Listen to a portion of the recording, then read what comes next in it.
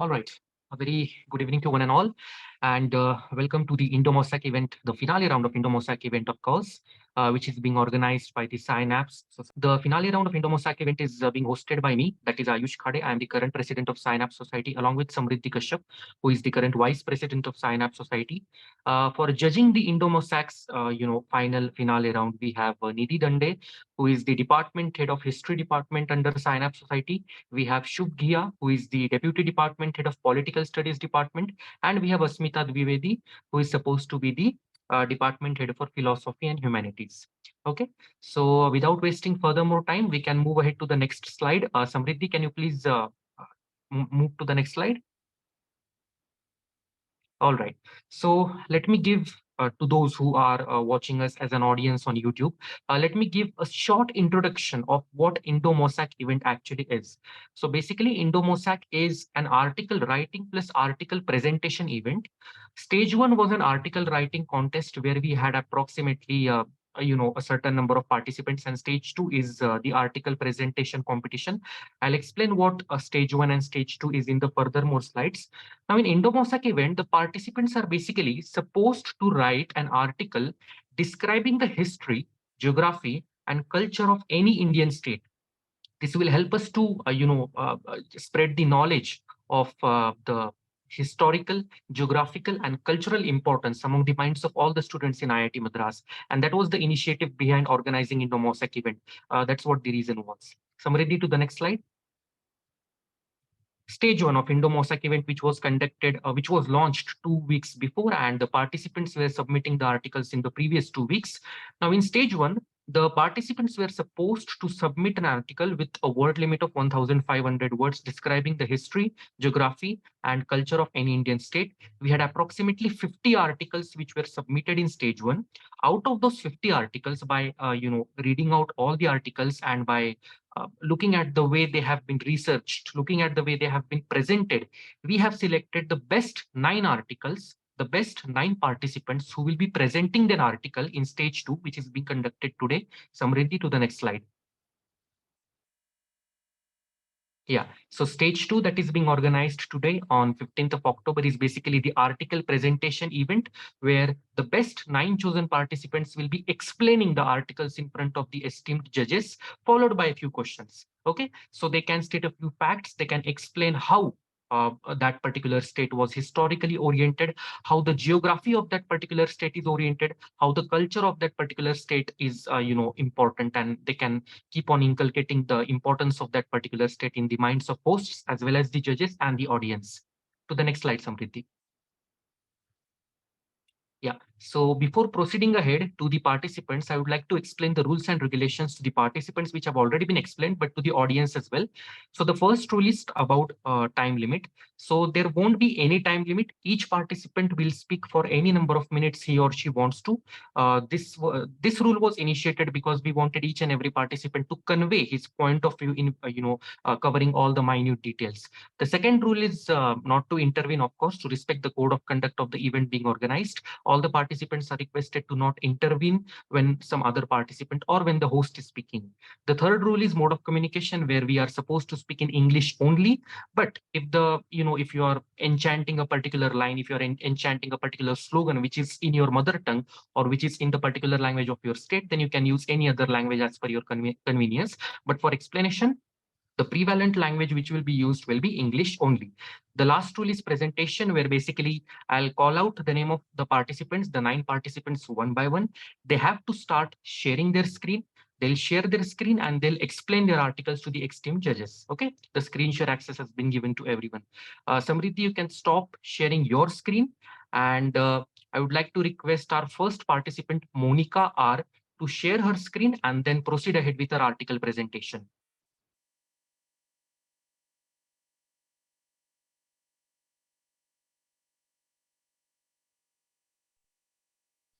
Yeah, am I audible? Yes, you're audible, Monica. Uh, just give me a second. Sure, take your time.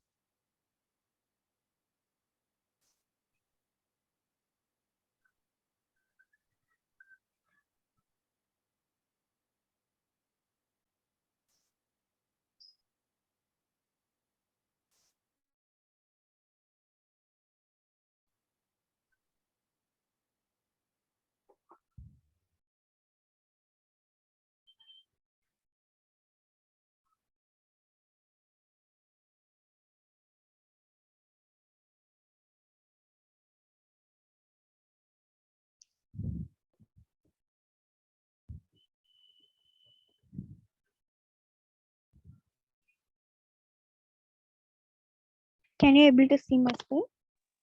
Yeah, it's visible, Monica. Yeah. So, very good evening to the esteemed judges, my seniors, and my dear fellow mates. I'm Monica, and I'm in foundation level BS Data Science and Applications. Now, I'm here to explain about my article, which is based on the history, geography, and culture of Tamil Nadu. Tamil Nadu has a very old history that goes back 6,000 years. It is believed that Tamilians are the members of the Dravidian race and were among the first settlers in the Indus Valley. The Dravidians were later driven back into the deep south, where they eventually settled with the arrival of the Aryans. Dravida Nadu, which includes the present day state of Tamil Nadu, was made up of a number of kingdoms, including the Pallava, Chera, Chola, Pandya, Chalukya, and Vijayanagara. From the 4th century to the 13th century, Tamil Nadu was ruled by Pallava, Chera, Chola, and Pandya kingdoms with the different regions as capitals. That is, the Pallava ruled the Masulipatinam, Kanchi, Bijapur, Velur, and many places of Tamil Nadu, and the major part of Kerala and a few parts of Karnataka. And here comes the Chola. Chola ruled the majority of places of Tamil Nadu and parts of Andhra. And he extended his trade to up to the Indonesia also. The Pandya ruled the entire Tamil Nadu and also the Kumari Kandam, which is also known as Lemuria Kandam, which was submerged under the Indian Ocean at now. And the Chera was the major king, ruled the Kerala state and a few regions of Tamil Nadu. And these three kings, Chera, Chola, and Pandya, together known as Moovendargal of Tamil Nadu. During the 14th and to 16th century, Tamil Nadu was ruled by Brahmani kingdom and Vijayanagara Empire, Deccan Sultans. In the 17th century, the British East India Company was established in Madras in 1639, ushering in the new era in Tamil Nadu's history. Provincial leaders' minor disputes made it easier for the British to take administrative control over them. Most of the India and all of the Tamil Nadu fell under the British rule gradually but progressively. Most of South India was incorporated under the Madras Presidency under the British colonial authority. Veerapandya Kattabomman, Marudhu brothers, and Pulidevar were three of the most notable chieftains or polygars of Tamil Nadu who opposed the British East India Company's plans to annex the entire region. Rani Velu Nachiyar, with the help of Hyderali, the king of Mysore, was a most powerful queen who annexed Sivaganga district, which belongs to her husband Muthu Vaduganathan from the British. This speaks about the power, supremacy, self-confidence, and guts of a woman ruler in the ancient period. It's notable she's also a widow ruler, and there was no freedom to the normal girls at that time. But Rani Velu Nachiyar was that much brave enough to fight for her husband's nation. After independence in 1947, Madras Presidency, which includes Tamil Nadu, coastal Andhra Pradesh, northern Kerala, and the southwest coast of Karnataka, became Madras state. Tamil Nadu, the Tamil speaking region, was divided from Madras state. It's not only Tamil speaking region, it means Tamil Nadu, the Tamil country, and in the word Nadu means to depend. It depends on the Tamil. That's why the name Tamil Nadu was given to Tamil Nadu. Tamil Nadu is the 10th largest state in India and covers an area of 1,30,058 square kilometers. It is bordered by Kerala to the west, Karnataka to the northwest, Andhra Pradesh to the northeast, Bay of Bengal to the east, and the Indian Ocean to the south. Cape Comorin, Kanyakumari is the southernmost tip of the Indian Peninsula, which is the meeting point of the Indian Ocean, the Arabian Sea, and the Bay of Bengal, located in Tamil Nadu. The western, southern, and northern parts are hilly and a mix of vegetation and arid. Tamil Nadu is the only state in India that has both the Western Ghat and the Eastern Ghat mountain ranges, which both meet at the Nilgiri Hills, the queen of hill stations. The Western Ghats dominate the entire western border with Kerala, effectively blocking much of the rain bearing clouds of the southwest monsoon from entering the state. The eastern parts are fertile coastal plains. The northern parts are a mix of hills and plains. The central and the south central regions are arid plains. Tamil Nadu has a coastline of about 1076 kilometers, that is 700 miles, which is the country's third longest coastline after Gujarat and Andhra Pradesh. Tamil Nadu's coastline bore the brunt of the 2004 Indian Ocean tsunami when it hit India, which caused 7,793 direct deaths in the state. Tamil Nadu falls mostly in a region of low seismic hazard with the expectation of western border areas that lie in a low to moderate hazard zone. Parts of this region have seismic activity bagging the M5.0 ranges.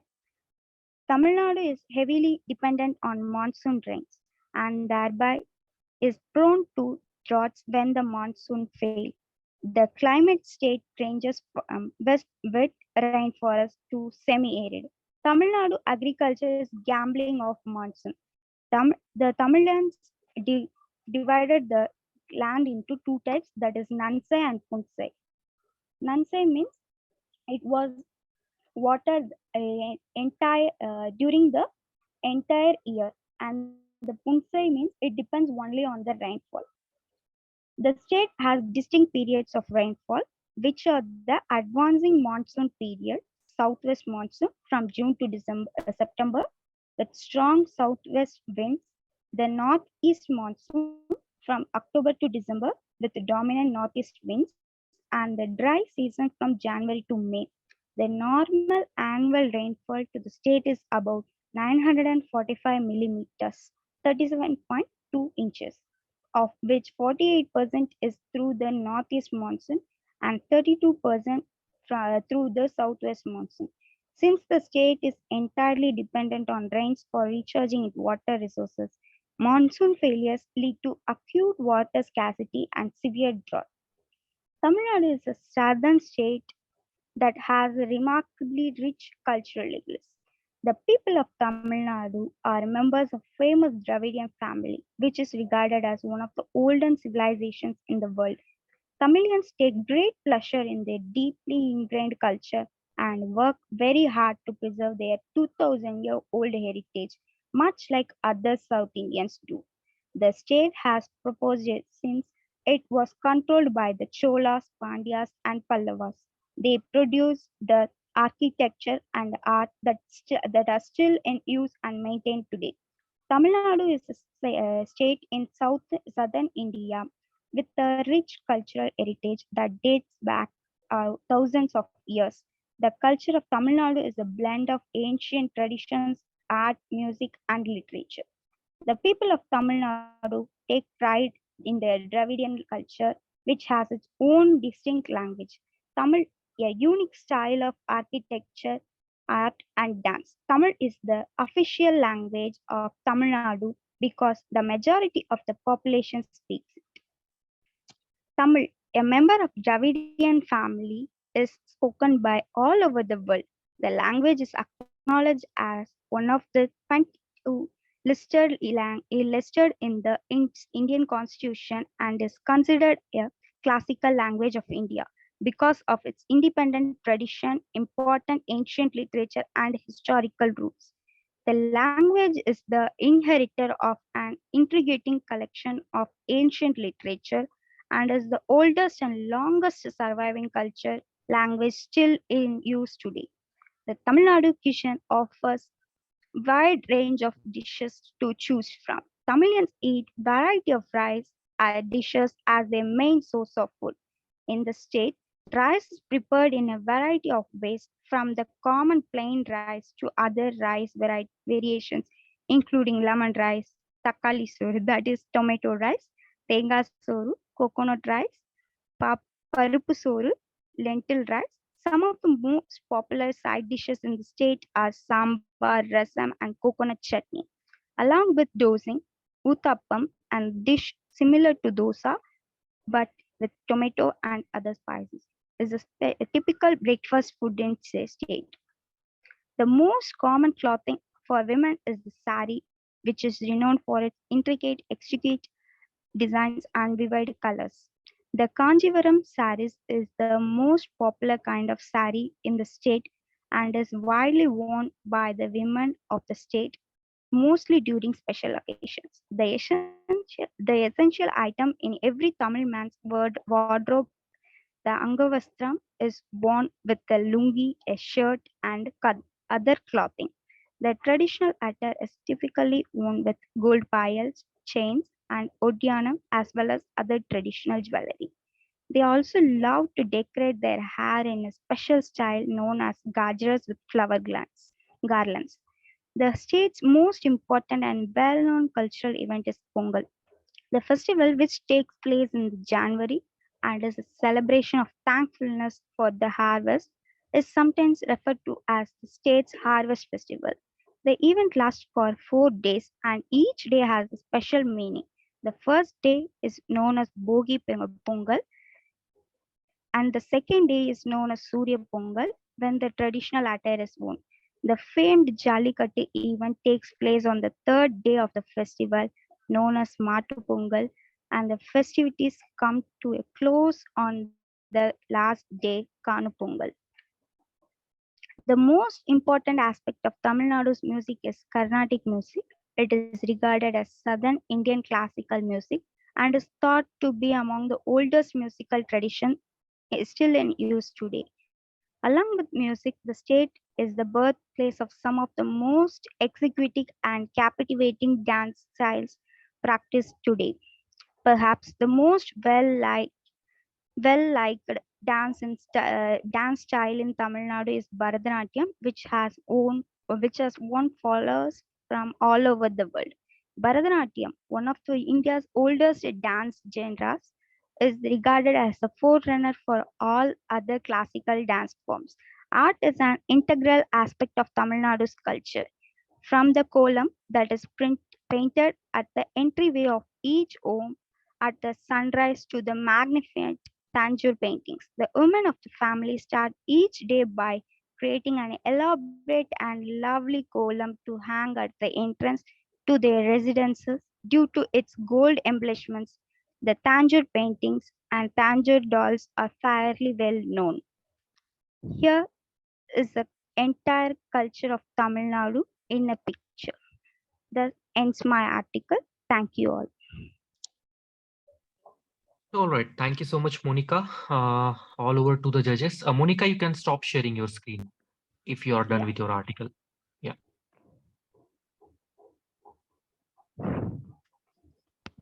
All right. So judges, if you have anything to ask to Monica, or else we can proceed ahead to the next participant. Yes, sure. Monica, will it be possible for you to turn on your camera? Yeah.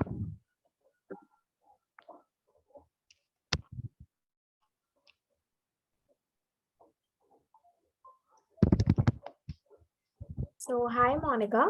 That was a nice speech. I want to ask you that how has different religious diversity in Tamil Nadu impacted the cultural heritage in today's day? Actually, all the religions are like friends and family in Tamil Nadu because we have no differentiation. For there are majorly three religions are practiced, and also the others, the Hindu, Christian, Muslims. But there is no differentiation. But they believe in their religion, and together we unite in their festivals like Pongal, Diwali, Christmas, Ramzan, uh, Miladi Nabi, and these are like from the outer phase it will be looking like it's related to religion, but not. It's like a family and friends uniting as the Tamilians. We all celebrate together, even it is a different religions festival also.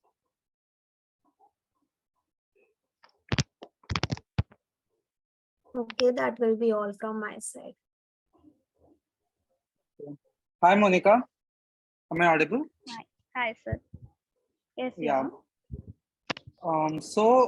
As you mentioned about the Chola dynasty, can you please explain what was the major role of the Chola dynasty in modernizing Tamil Nadu in a brief manner? Yes, sir. Period was actually mainly concentrating in the water and their agriculture. For water management, they have constructed many dams. The famous Kallanai, which was built by Karigalan, which was in Trichy, which holds, which is standing till now, even though it has passed 2000 years. And there is one speciality in that Kallanai, which is called Kumli Tumbu, which is used to drain the uncleaned water. And also in agriculture, Chola, in Tamil Nadu, there is a phrase, Chola Nadu Sorudaithu. That means there is no famine in the entire in their period and their dynasty. So Tanjore is also known as Nirkalanjiyam of Tamil Nadu. No agriculture dies in their period. Okay. And Okay. they Thank were you. importantly. Okay. Okay. Thank you, Monica. That was all from my side. Hey, hello, Monica. Am I audible? Hello, ma'am. Yes, ma'am. Yeah. Yeah. So my question for you is, can you tell me in what ways has the geographical diversity of Tamil Nadu influenced the utilization of traditional medicine, such as Ayurveda and other herbal remedies? Like, how does this vary across different regions of the state? Geographically, the eastern side are mostly fertile, and the more productions of related to agriculture are from there. The Tamil Nadu produce mainly paddy, kambu, cholam, sugarcane, cotton, etc. It's all food crops and cash crops. Commercially, everything they are growing. And for in medical purpose means neem is the Tamil Nadu's origin of neem which is very useful, and turmeric, pepper are used in medical purposes, and which are grown in Tamil Nadu itself, which is widely used in Siddha, Ayurveda for curing like dengue, malaria, etc. And which is more medical values, I think, ma'am. All right. Thank you so much. Thank you. Thank you so much, judges, and thank you, Monica. Without wasting no more further time, I'll move ahead to the next participant. I would like to call Umesh Kannan sir to present his article.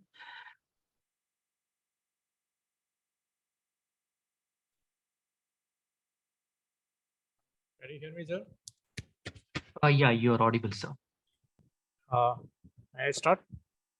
Yeah, you can just share your screen and then you can present your article. Yeah. Can you see the picture? Yeah, it's clearly visible, so you can go ahead.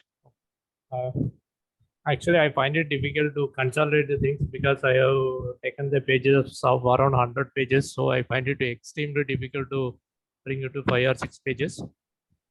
So my topic is from Tamil Nadu, that is Tamil Nadu culture. So the things are totally divided into, first one is related to the people, where are the people are spread out over the world. Second thing is related to the language, that is Tamil language, and which is got very famous due to Tirukural. And related to the food culture, so I am getting more than 7 or 8 pages of different things from a particular website. So I extremely find it difficult to consolidate things based on the area wise. Otherwise, the number of food items, it will be going around 400, 500 like that. So you can see the photo also. Then related to the dress, so mostly it is about the saree of the ladies and half saree of the girls. Then related to the festival, it is first one is related to the Pongal, and mostly I want to discuss on related to the things related to the Madurai, that is international city, related to that Chitrai Tirula, that is April 15 to May 15, Chitrai month. So it is related to Alagar visit. It is a marriage of Lord Shiva with Meenakshi. That is what Sundareswar Meenakshi. And some of the festivals that is mostly related to the temperature and climate and location, especially related to that summer, April and May. So that's why I mentioned as connected with the neem leaves. So I have given some video links also. Dance, everyone you are aware of that Bharatanatyam, so I'm not mentioning anything on that. So some of the dances also covered here. Then regarding the arts and crafts, so one thing is related to the column, and here you can see the list of GI, geographical indications. Many of the things are related to the dress material. Some of the things are related to these arts and crafts, like what is that, a temple jewelry of Nagarkoil, like that, and some of the places also. So you can see that some of the 4 UNESCO heritage sites in India, and even the things related to the religion, that is Navagraha temple. So that is Tamil Nadu religious system, that is spiritual system, is more related to the geography, that is altitude, latitude, and mostly it is related to the magnetic intensity, not about the temple or god. Actually, it is glorified as a god, but the actual thing is it is scientific reasons. Okay, I'll come to the point. So have you visited the titles? Hello? You're Hello? audible, sir. Yeah, Yes. you're audible, sir. Yeah. So first thing is about what is meant by Tamil Nadu. So here you can see that the map of India after 1947 to 1956, that is a state of Madras. So this is the part which is a state of Mysore. Excluding this part, and this is a state of Travancore. You can see that a lot of the State Bank of Mysore, State Bank of Travancore, like that. And here it will be a State Bank of Hyderabad. So the same part, it is the map of state of Madras after from 1947 to 56. So you can see that it covers Andhra and part of Kerala and part of Karnataka. So up to Mangalore and Kasargod, as well as up to almost near to Odisha, it is covered with the Madras residency. And so you can see that we are from, I don't want to repeat the terms which are used by the previous participant. So that is geographically we are covered by, that is surrounded by Kerala, Karnataka and Andhra Pradesh, and as well as the Union of Pondicherry. And actually we are not thinking Pondicherry as a separate state. We are assuming that as our only.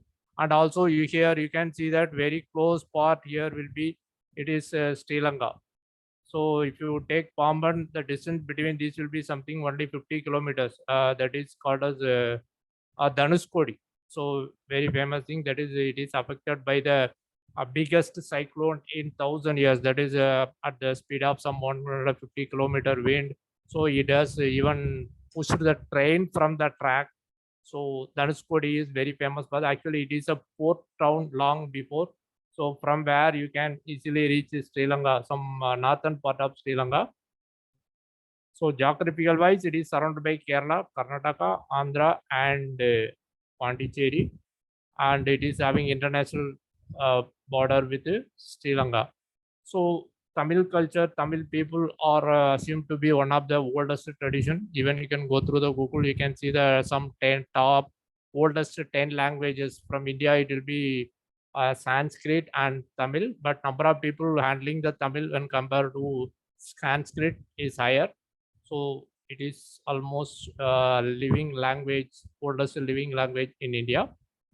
So okay, if you come to the, that is why the, what is things happening. Suppose if you take Solar period, actually they have a between 1st century to 3rd century, then there is a break to the Pallava dynasty, that is from 3rd and 9th. But once again, from 6th and 6th to 10th, once again the Chola back, that is they are Chola and Rajarajan as well as the Rajendra Solan. These people are making the Chola kingdom at the peak, and Pallavas actually they made the biggest things related to the architectural things, and that is around 16th century, that is exactly 500 years before Krishna Devaraya, their secretaries or warfare armors, they are ruled even up to Madurai, everywhere.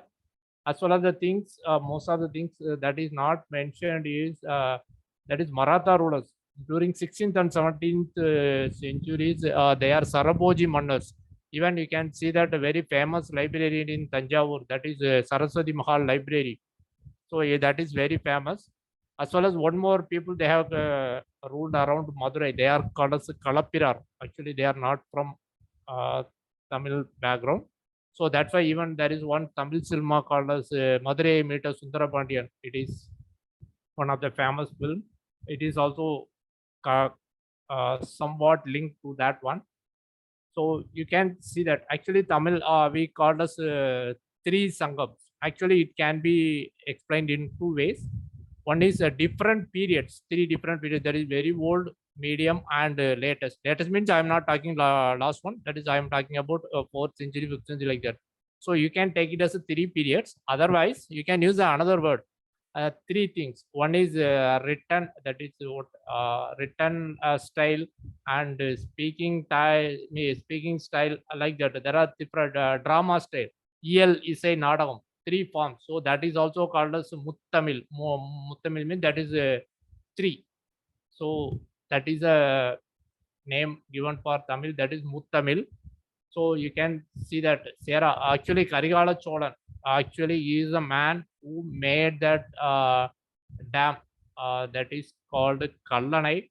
That is one of the oldest some part of a dam. I don't know the civil architectural thing, because it is a big mystery to understand the basic technology, because one English engineer, he has done a lot of research on that, then only he is able to find out what is exactly the thing with that one. So it is one of the oldest dam in the world, that is 1st century, like that. Still it is in running. So Karigala Chola. Then there is a break between 3rd to 5th century. They are minimized, and once again they back to the picture from 6th century, 7th century. Actually, their ruling area is around Trichy. You can see that central part of Tamil Nadu, Trichy, Urayur, all these areas are related to the Cholas. And Chera, actually, many people are assuming that Chera belongs to Kerala, but actually Cheras are two categories. One is Kerala-based Cheras, and other one is Kongu district, that is Coimbatore, Erode, Salem, that is Western Ghat borders of Tamil Nadu. So Cheras are classified as two categories. One is related to that, what is that? Kerala-based Cheras, as well as and Tamil Nadu-based Cheras. So that we used to call it as a Kongu district. That is Coimbatore, Erode, and Tirupur. Mostly they are related to the textile, as well as Coimbatore, as it is very close to Ooty. It is very good with temperature related things. That's why many people of the Coimbatore, they don't want to come to Chennai also. Then Pandya, actually they will start from Madurai and they go up to the end of Tamil Nadu. Actually, Kanyakumari district is totally different. Actually, it is having a very good connection with Kerala as well as Tamil Nadu. So people have talking about that Veeramangai Vedunacha. She is actually from this Dindigul surrounding. Actually, she is having a good connection with that is Mysore, Tipu Sultan. So during that period, she is also fighting against all these things. So she is having the support of Tipu Sultan. Actually, one rare thing happened during that Tipu Sultan period. As everyone knows that Tipu Sultan has a very good connection or relation with the French people. Actually, French, they came for attacking the British people and reached just 14 kilometers from the topmost part of Chennai. So then they went back. They closed the war and they went there back. Suppose if they cross that remaining 14 kilometers, actually the history will be totally different. So here we are assuming that actually Chennai is treated as that is English and compared to throughout India. So actually, if that 14 kilometer is completed by that is Tipu Sultan or Hyder Ali or French people, then Chennai would have become the French citizen. Like Pondicherry, we will be a French citizen instead of Indian citizenship. That is also possible. So it is a matter of 14 kilometers.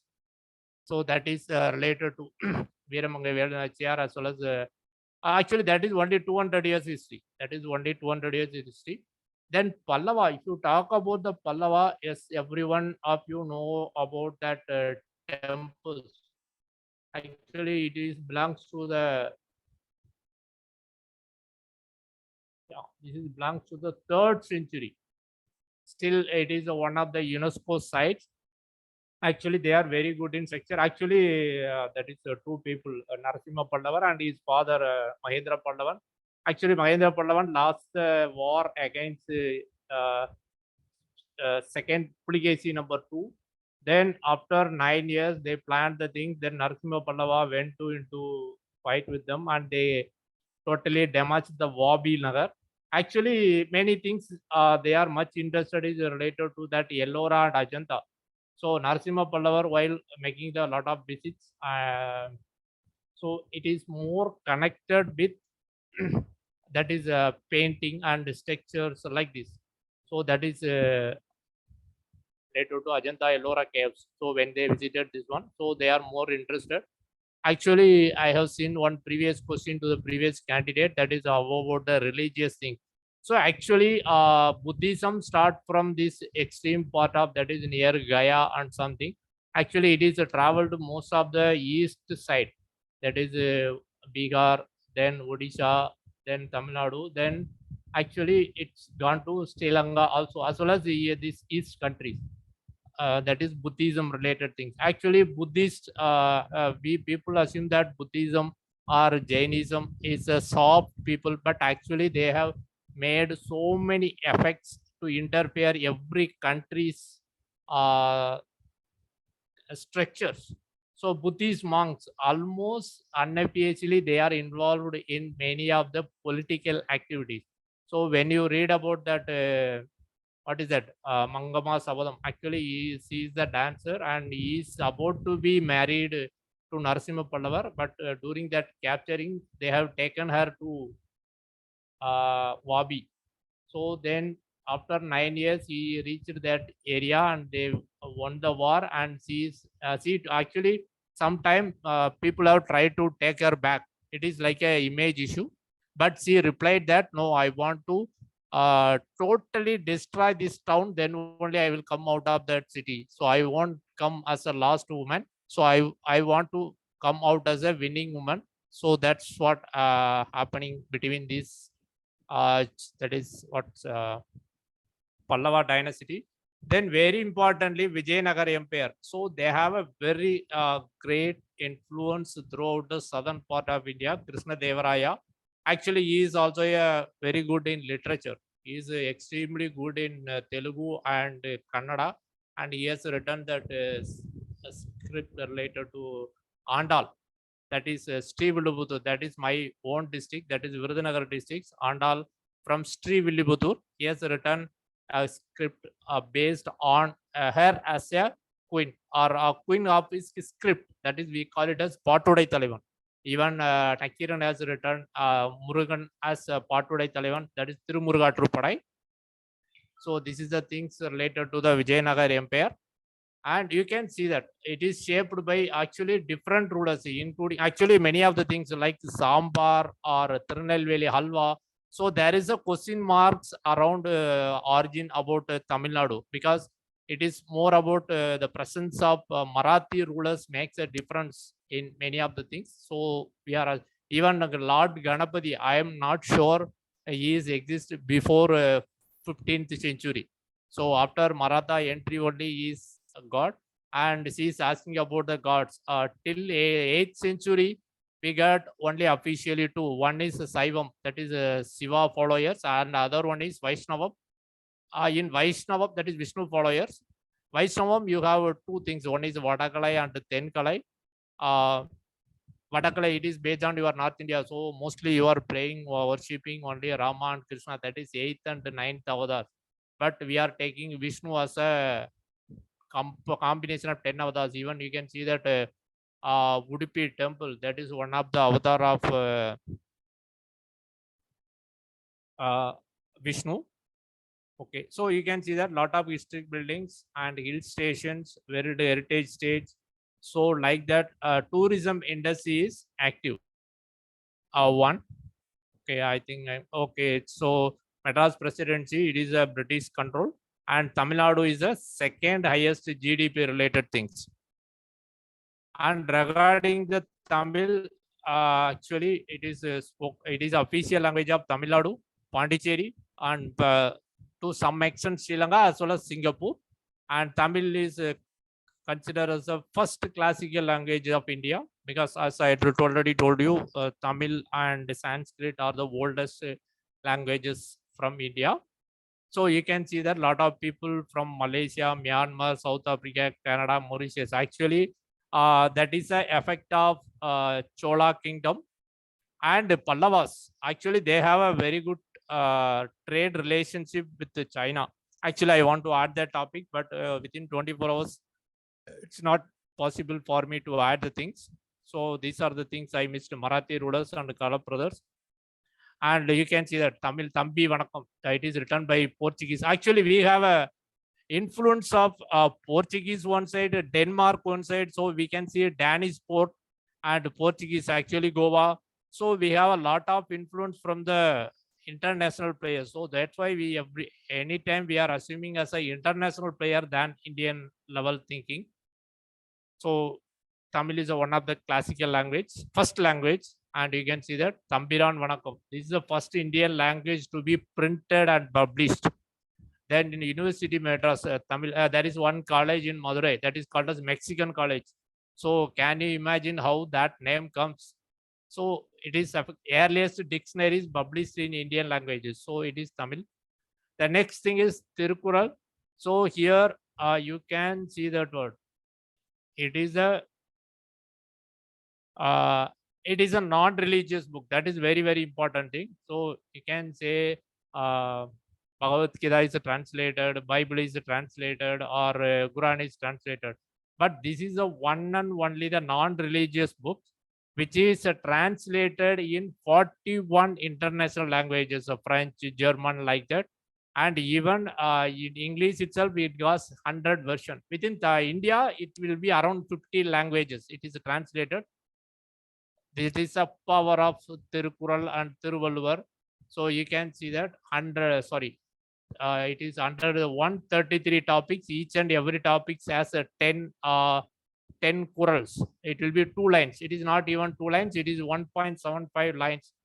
And each one, that is 133 topics. Actually, it is categorized as under the 3 things. That is Aram as well as action. And the last one is related to the happiness. Aram, Porul, Inbam. So in these 3 things, it is covered. So due to its rich covering, so you can read this one. It represents a way of the life through the. So it is not talking about the God. It is not talking about religious works or something. So it covers related to the work.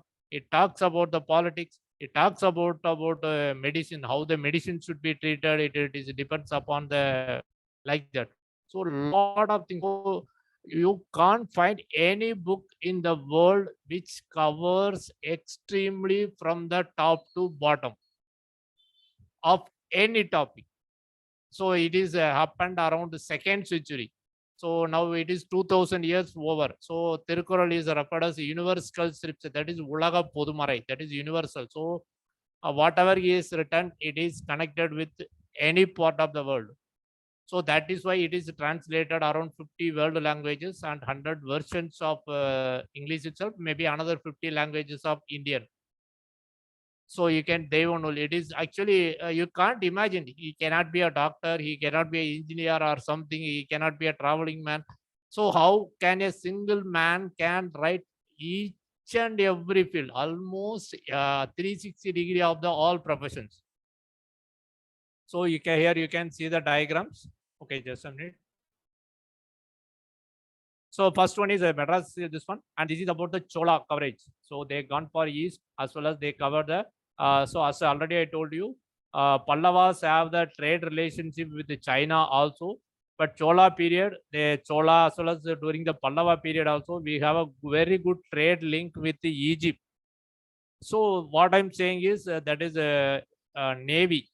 So Tamil Navy is at extremely good even in the 2nd century and 1st century.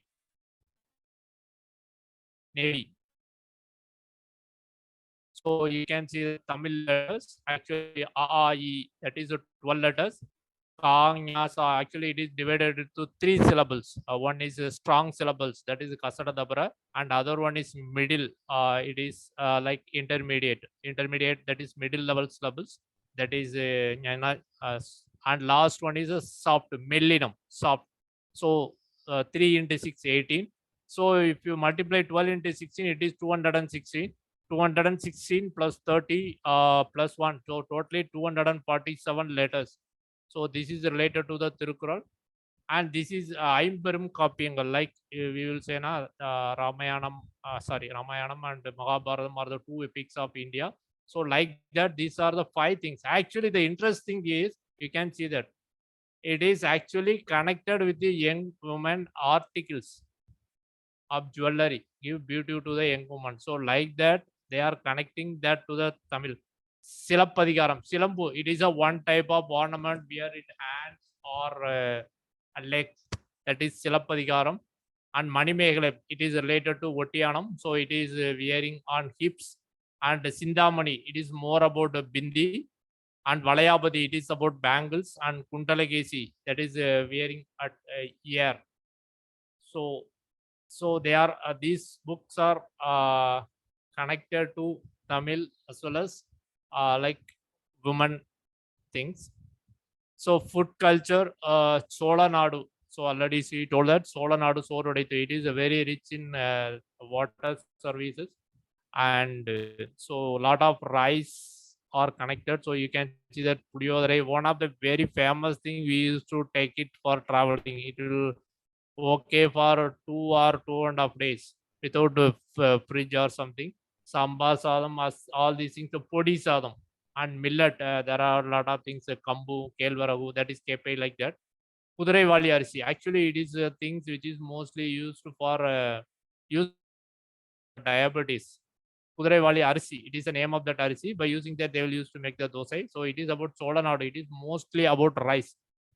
Then Pandya Nadu, actually Chettinadu kitchen. Actually, we will ask, that is 63 varieties of items they used to keep on marriages. So you can see the photo here. So first one is Chettinadu cousin. Another one, the girl who is sitting on the ground and a banana leaf. Here you can see the lot of things. So after the file is shared, you can open the photos. So you can see that Pandinadu, idiyappam, it is actually, we use that word idiyappam for the most complex situation, because it is like, it's not like noodles. You can take the noodles out of that one noodles totally from the things, but you cannot do it from idiyappam. And Madurai region, actually this one, Muttai Parota, that is, we call it as Puttu Parota. Especially Virudhunagar, my hometown, it is made for kain parota. It is like frying the oil or something. So parota is made from actually it is made from maida. So this is about Pandya Nadu. Then Kongu Nadu, that is Western Ghats based thing. So you can see that Western Ghats area, they are rich with coconut thing. So most of the things will be surrounding on that. So I have given the two websites. Even at the end of the thing, I already told you I got more than 7 pages related to the type of rices. Then what is that? Rices, and you can see poriyal, that is side dish, or kutu, or chicken variety, rasam. At least 10 every topic. If you go for every topic, that is the rice, it will be 20 or 25. Rasam, it will be 20 or 25. Curry, it will be 20 or 25. Puri also, everything it is going for 20 to 25, something like that. And I have added something which is related to Tamil. So I thought it is too lengthy. So I kept it the last. If the editorial team feels that it is good, then they can add.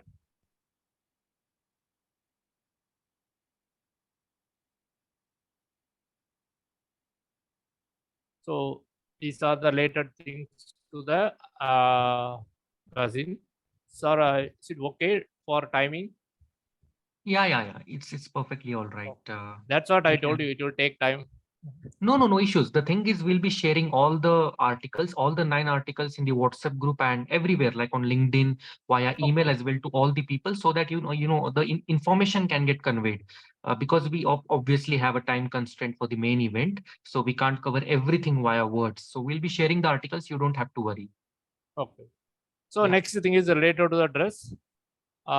Usually dress means you have a lot of varieties for ladies than gents. So saris, you know that Tamil people, they are mostly stick to cotton because of the hot temperature and sweating. So they do not much interested for other type of saris, but cotton saris, it is starting from something around 400 to 4,000. So that is a cotton sari. Some of the special categories are Madurai Sungudi. It is a one type of sari. And actually here, yeah, here these are the GI tags. One is Salem fabrics, Salem Venpattu, that is white color silk sari. And Kanjipuram silk, Madurai Singudi, and yeah, Madurai Salem Venpattu, Kovai Kora cotton, Arani silk.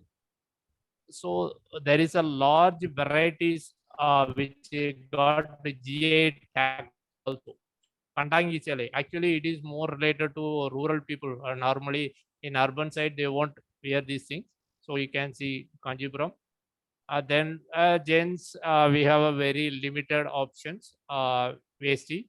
But if you see the Brahmins or a priest, they will wear like Panjagajam or something. Even Andhra and Karnataka, they used to, even North India also, they used to wear like Panjagajam model.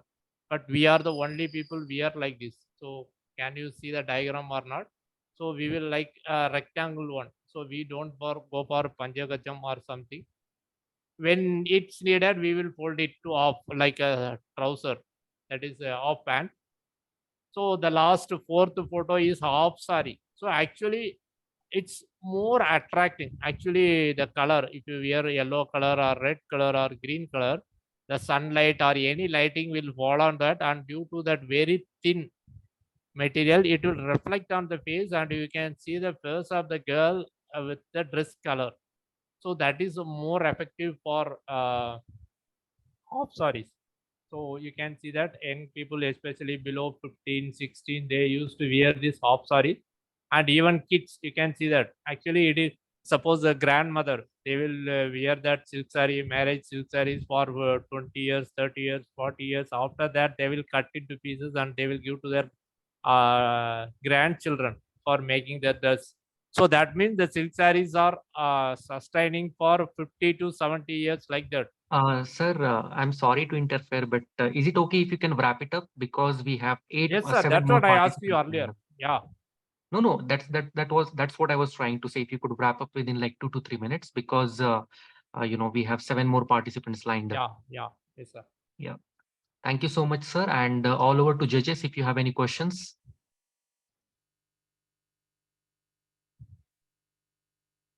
Yes, sir. So you mentioned about Tirukkural, right? So Yeah, yes, ma'am. are there any interpretations or adaptations of Tirukkural, such as in the form of music, art, or literature? Like also, how do these contribute to its cultural relevance? No, that's what it is. It's not cultural relevance. The content of that things is applicable to the world. It's not one particular community. It's not to Tamil people. It is not to South India. It is not to India. It is not to Asia. It is for the total world. That is why it is translated in so many languages. It is covered every field of. All right, sir. That's all from myself. Because I told about medicine, just a minute, sir. I told about medicine. Suppose how much amount of medicine is given to the child, how much should be given to that a young man or older people. That is, you have to consider the age of the people. You have to see the age of the disease. So like that, all these things, noi nadi, noi mudal nadi. So like that, so it will covers everything, and it is no way it talks about the God. It no way uses the word Tamil in any of 1330 Qurans. The word Tamil is nowhere found. All right. Anyone else? Like, of course, from the judges, Nidhi and Shubh, if you want to ask something. No, nothing No from my questions from side. my side. But sir, it was problem. very enlightening speech from your side. Thank you very much. All right. No Thank you very questions much. from my side also, Bhaiya. Yeah, it was Got it. very good. Yeah. A good lecture full of good knowledge, which was I was not also having. Thank you very much, sir, for this. Yep. Again, thank you very much, judges, and thank you, sir, for presenting the article on Tamil Nadu. One more thing is, when I was going through all the articles that had been submitted, I found out that almost 30% of the articles are, representing the culture of Tamil Nadu. So this shows the inculcation and interest of most of the IIT MBA students, which is again a great fact.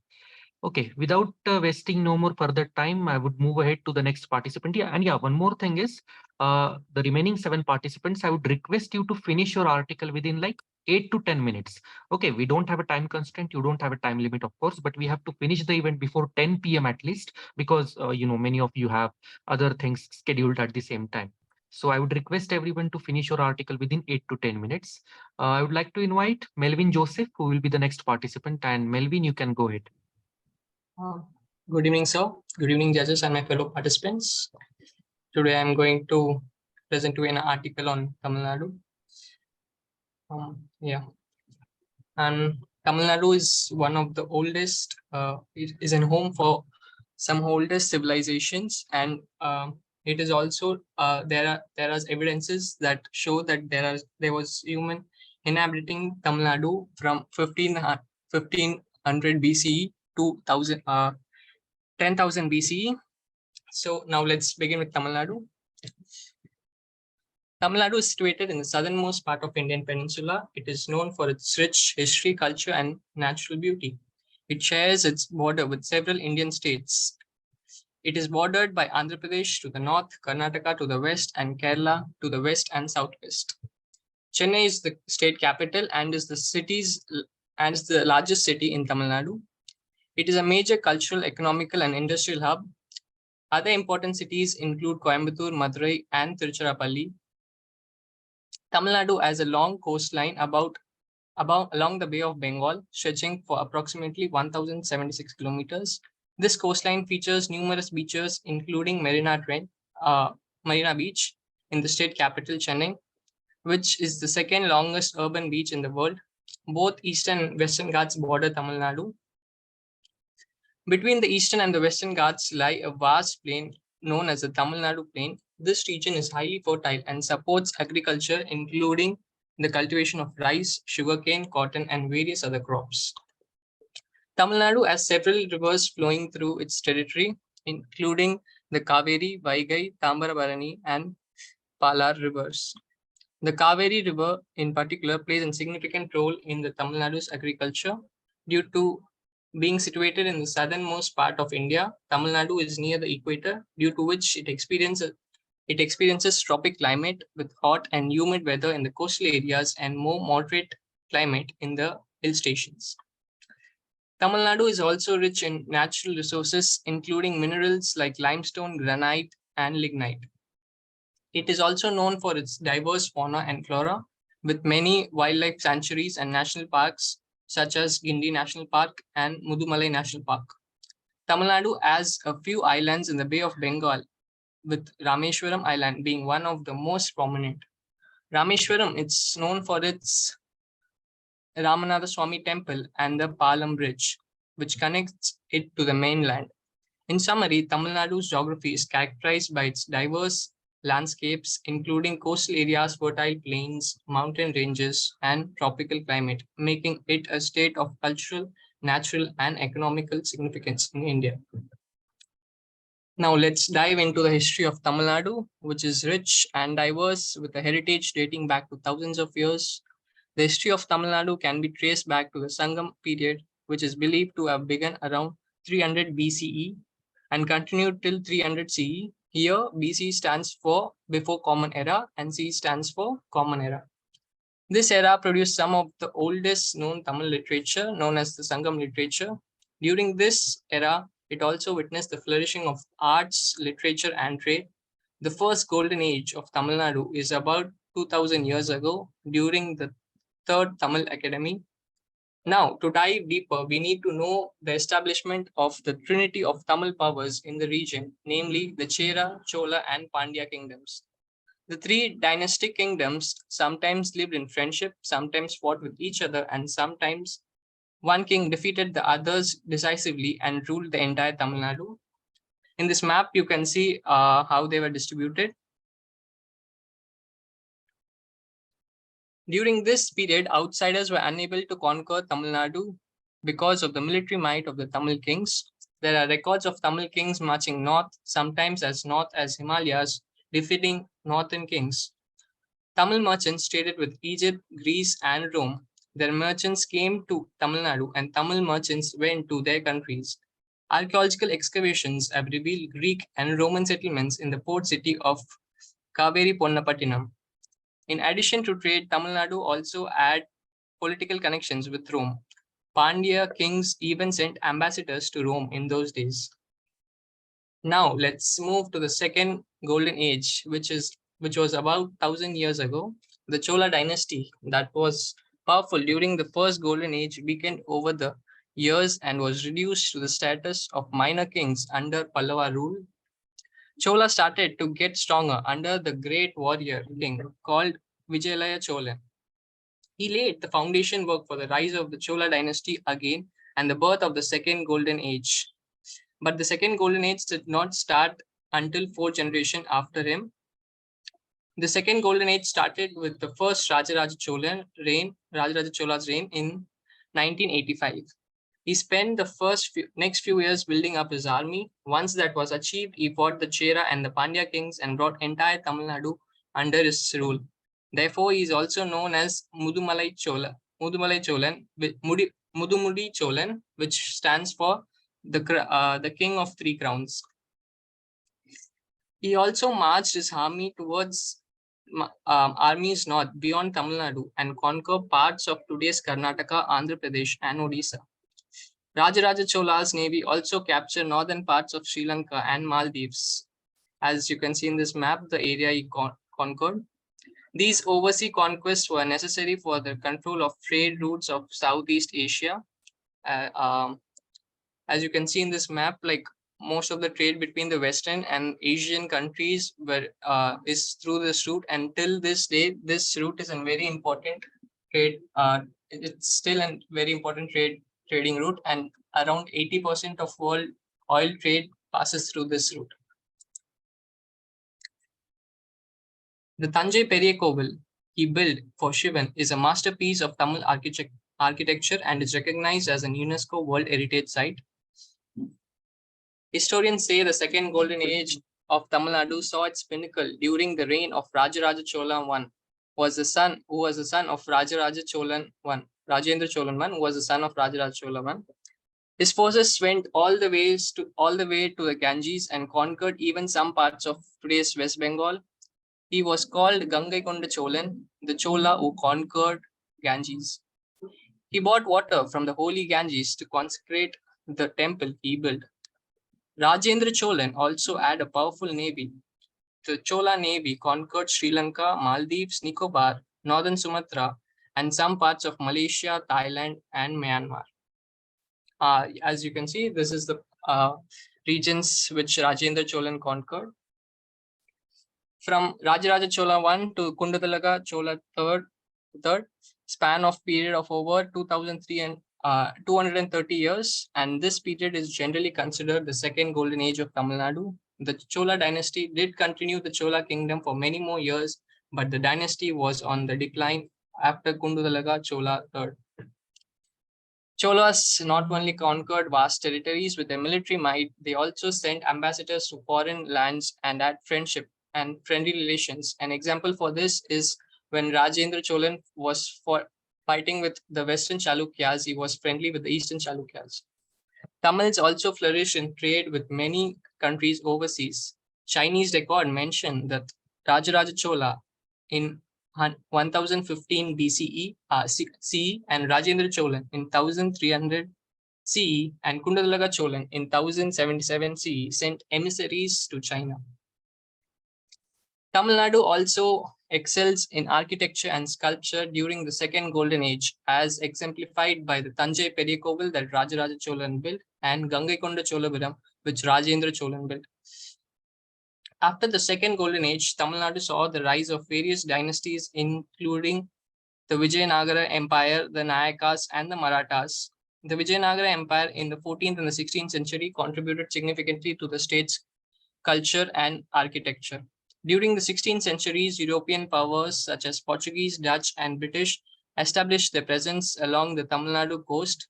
The British East India Company eventually gained the control of the region, and Tamil Nadu, along with the rest of India, came under the British rule. Fast forwarding to 1945, India gained independence from the British rule, and Tamil Nadu became a part of the Indian Union.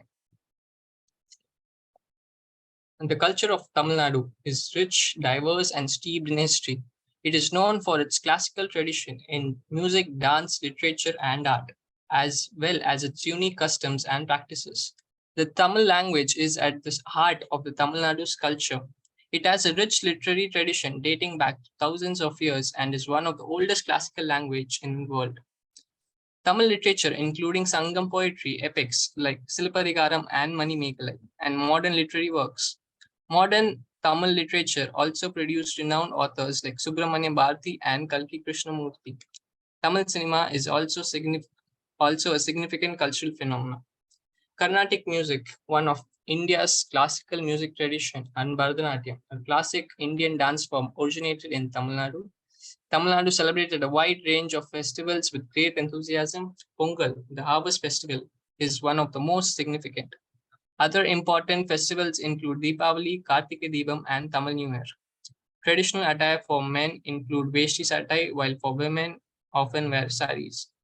Traditional jewelry and accessories are an important part of Tamil dress culture. Tamil Nadu is also rich in arts and crafts. Tanjore painting, known for its use of the golden leaves and vibrant color, is a famous art form. The state is also known for the silk saris, particularly the Kanjipuram saris.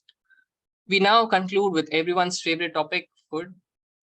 Tamil Nadu's cuisine is known for its diversity and use of spices. Traditional dishes include idli, dosa, sambar, rasam, and biryani. Chettinad cuisine from the Chettinad region of Tamil Nadu is especially famous for its flavorful and spicy dishes. Today, Tamil Nadu is known for its vibrant culture, thriving industries, and a rich cultural heritage that continues to be celebrated through music, dance, literature, and religious traditions. It remains as an integral part of Indian subcontinent with a unique identity and history. It is a testament to the diversity and vibrancy of Indian culture. Thank you. Thank you so much, Melvin. All over to you, judges.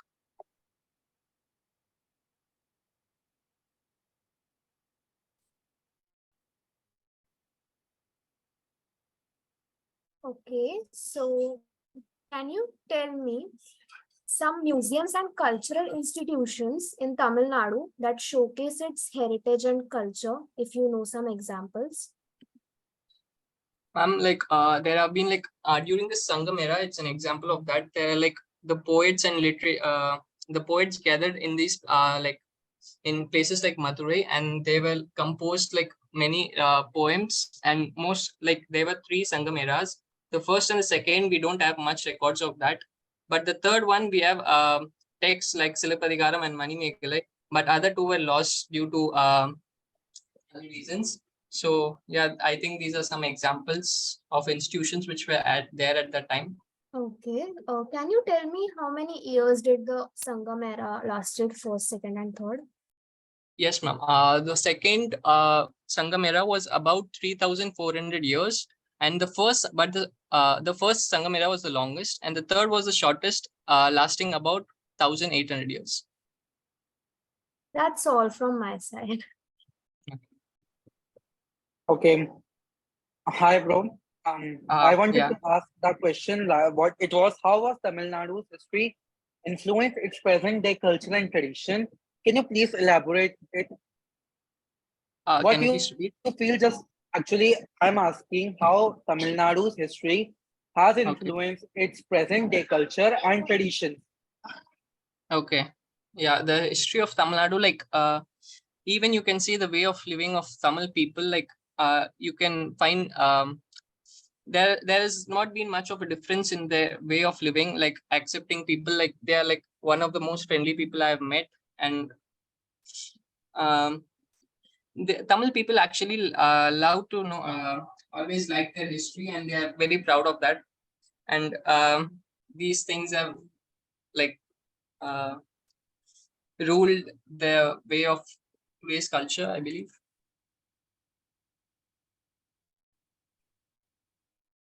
Okay, this was all from my side.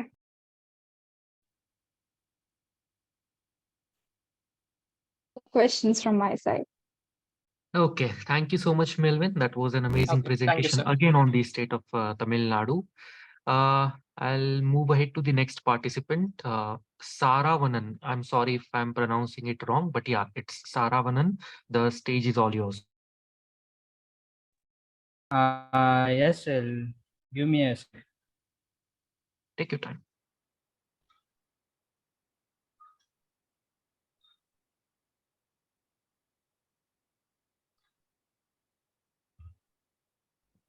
First of all, hello everyone. My name is Saravanan, and I am going to present an article titled Rajasthan, King of Lands, Culture and Camels. Before going inside, I want to tell you that why I chose this topic. Because when I searched about the other states in India, I found that Rajasthan has a very good culture and history. Okay, Rajasthan has a rich history with sites of Asian Indus Valley civilization and Vedic civilization. Its modern state was formed in 1949 and is dominated by Thar Desert and Aravalli Range. The state is home to 3 national tiger reserves and has made significant progress in mineral resources, agricultural production, road transport, communication, and energy production.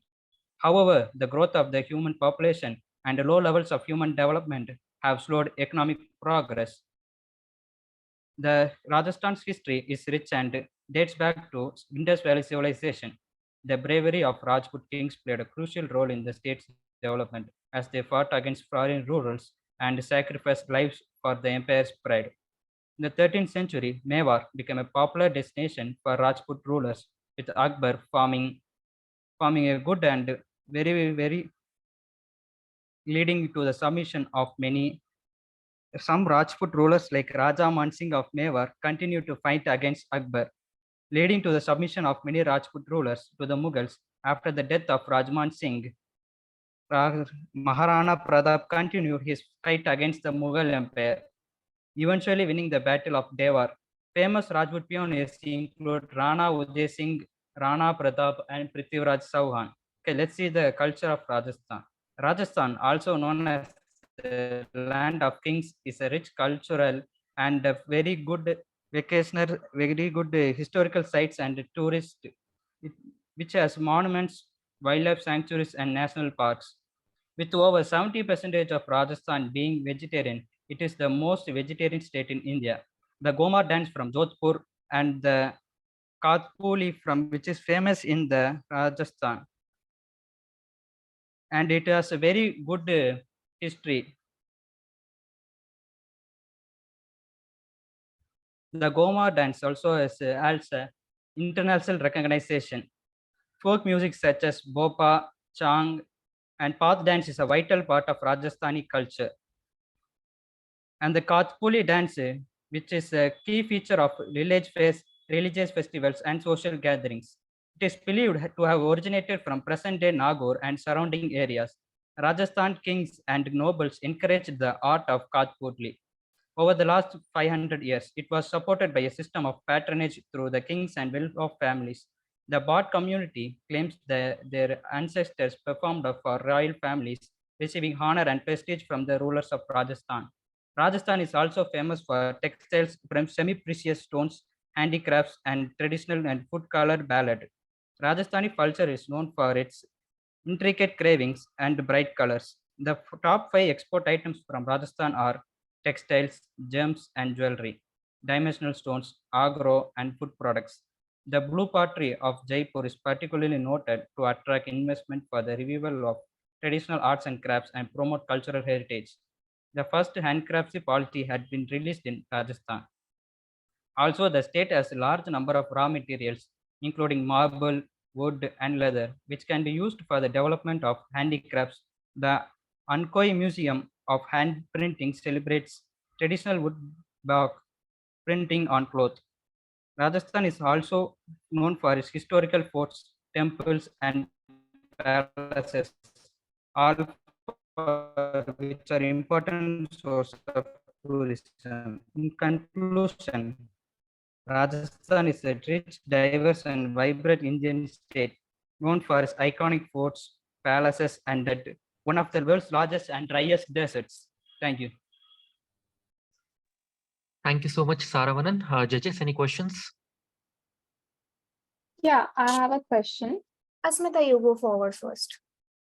All right. So, what is the cultural and symbolic importance of the practice of Johar within the Rajput society and heritage? Yes, ma'am. The culture of Rajasthan, you know that it has many dances, and the Goma dance, for example, which is from the Jodhpur, and the Kalbilia dance of Jaisalmer also again the international recognition.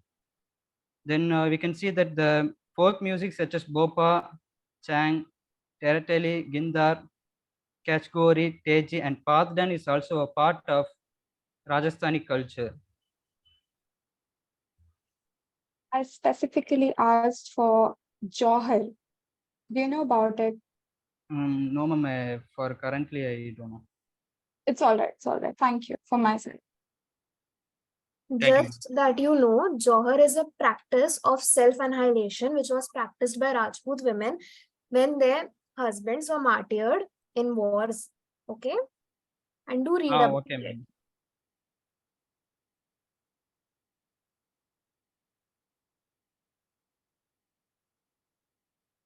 All right. Any other questions? Yes. Actually, I wanted to ask that. Please tell what's the traditional food of Rajasthan? Can you please tell me this? Because I think you have missed this point in your presentation. Yeah, sure. I missed it, but the traditional food, I think it is chapati because. Actually, I'm Rajasthani only, so yeah, you can tell it. Sorry, I don't know confirmly because I'm from also South India. Okay. So you can make a point. It's dal bati churma. Oh, okay. The most famous dish which we speak in which we go for Rajasthan is dal bati churma. And if you go in core, it's a sabzi called special tikkar special sabzi. So yeah, you will Google it out. You will find this. It's very rare to find the second one, but yeah, dal bati churma is the very common one. Okay. Rest, nothing from my side. Thank you. All right. So, Nidhi, yeah, please. yeah. So, how have art forms like puppetry and camel fairs played a role in preserving and promoting Rajasthan's cultural heritage? Yes, ma'am. You know that the Ankoi Museum, which is presented in Rajasthan, they are well known for the hand printing, traditional woodblock clothing, printing on the cloth. Okay. All right, Saravanan, a question from my side. If you look at the state of Rajasthan, as far as I know, 61% of the land is covered by desert, which approximately equals to 258,000 kilometers square when the area of Rajasthan is compared.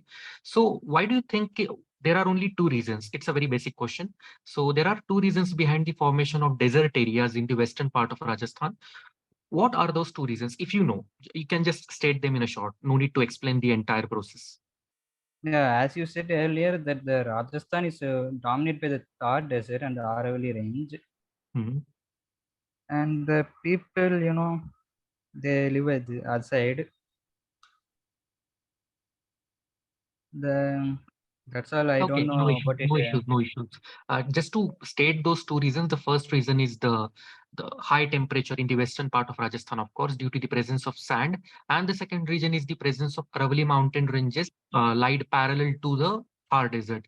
As they are parallel to the desert area, the southwestern monsoon winds that bring rainfall to most of the parts of the India are not that prevalent due to the blockage from Aravalli mountain in the western part of Rajasthan, due to which, the desert areas have been increasing and increasing. And right now it's 61.1%, I guess, if I'm not wrong.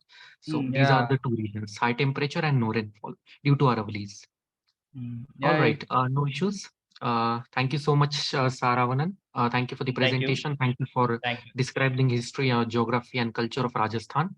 I'll proceed ahead to the next participant, Chahat Gupta. The stage is all yours.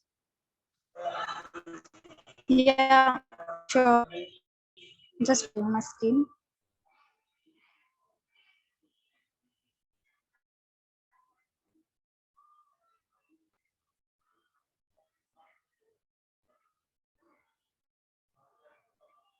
Can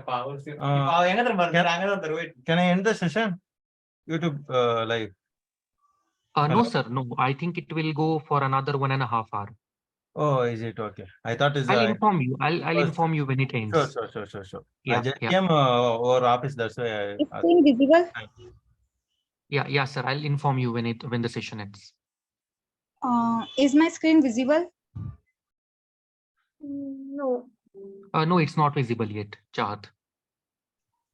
Okay, wait a minute.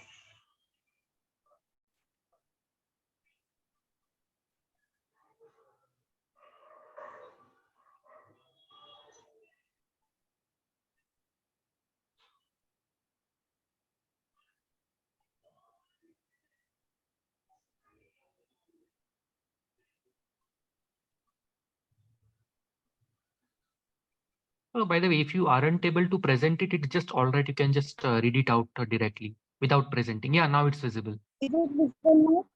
Yeah, it's Okay. visible. It's visible. Okay, myself Chahat Gupta. I would like to start my topic, history, geography, and culture heritage of Kerala. God's own country, Kerala. We all heard about our country's most beautiful place, Kerala, which is surrounded with rich greenery and cultural heritage. It is located in the southwest of our country, India. The word Kerala means land of coconuts. In Malayalam language of Kerala, word Karam means coconut tree. So, if we first talk about the historical times of Kerala, how can we forget about Kerala's religious tale? Legend speaks of Kerala as Pashurama Kshetram, the land of Pashurama. It is said that Pashurama threw his axe across the sea and water receded as far as it reached. According to the legendary account, this new area extended from Gokarna to Kanyakumari. Another much earlier Puranic character associated with Kerala, which is Mahabali, an Asura who was the king in Kerala. The Devas was very bothered by him. Then they pleases the Lord Vishnu. After listening to the pleases of Devas, the Lord Vishnu took his fifth incarnation as Vamana and pushed Mahabali down to netherworld. Kerala was formed on 1st November 1956 following the passage of the state reorganization state by combining Malayalam speaking regions. The Kerala was first epigraphically recorded as Cheram Keralaputra in 3rd century BCE rock inscription by the Mauryan Emperor Ashoka of Magad. Kerala was shaped with the decline of Chera dynasty and the rise of several independent states, including Kozhikode, Kolathunanda, and Venatkochi. Jewish and Arab traders were among the first traders to arrive in India through Kerala. The foreign invasion began in 1498 when Vasco da Gama landed near Calicut. And the Arabians were the first who took over the spices in Kerala. And yet, the Kerala is also known as the spice capital of our India. The smaller provinces and princely states were unified under the ruler of Mysore and later his successor, Tipu Sultan, who launched campaigns against the British East India Company, which resulted in 4 Anglo-Mysore wars. Kerala was alternatively called Malabar in the foreign trade circles. The Madras Presidency formed the Madras State of India under Sardar Vallabhbhai Patel. And the amazing fact is that his statue is currently located in Gujarat by the name of Statue of Unity. So, if we talk about Kerala geography, it is a substantial portion of the Malabar coast, including the western coastal lowlands and the plains of the midland, may have been under the sea in ancient times. The highlands of Kerala experience several types of landslide, of which Dervish flow are the most common. The Kerala consists of land encroached by upon the Western Ghats, and Kerala consists of total 44 rivers. Among these 4 rivers, 3 originates in the Western Ghats. The Kerala backwaters region is the particularly well recognized feature of Kerala, as it is interconnected system of brackish water lakes and river estuaries. The rivers of Kerala are small in terms of length, breadth, and water discharge. Anamudi is located in Idukki district in Kerala, which is the highest peak in India outside the Himalayas. The fauna and flora has made the Kerala the God's own country. Kerala is rich in mineral resources and white clay graphite deposits. Kerala is the home of the richest temple in the world, which is Padmanabhaswamy Temple. Because of its gold assets and precious stones, Kerala has the highest literacy rates and also has the highest life expectancy rate in India. The houses are built in the center of the plot, not in the cluster as seen in the other parts of India. The Sastham Kotak Lake is one and the only one freshwater lake in Kerala. The settlements were called Ur and Cherry. The fisherman community has their settlement in coastal region Tura, and tribesmen have their settlements in the highland. Kerala is also known as the Venice of the East.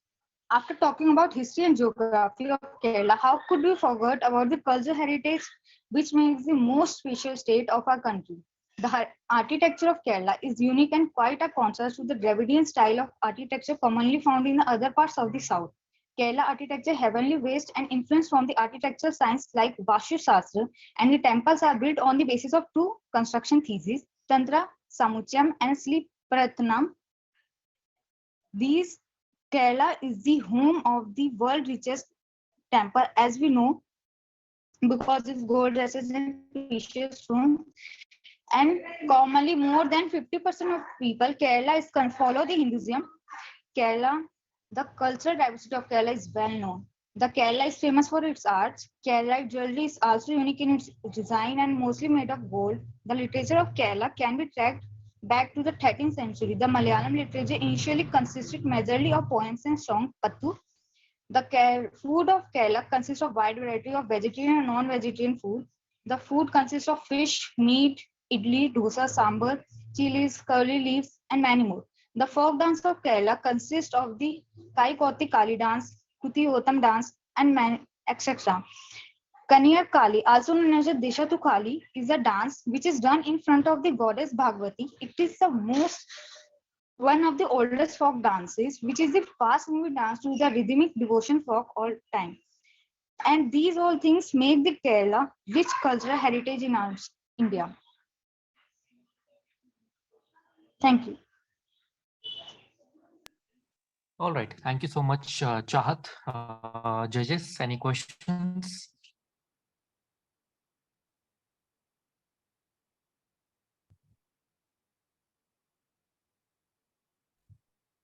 Yes, I have a question. One moment.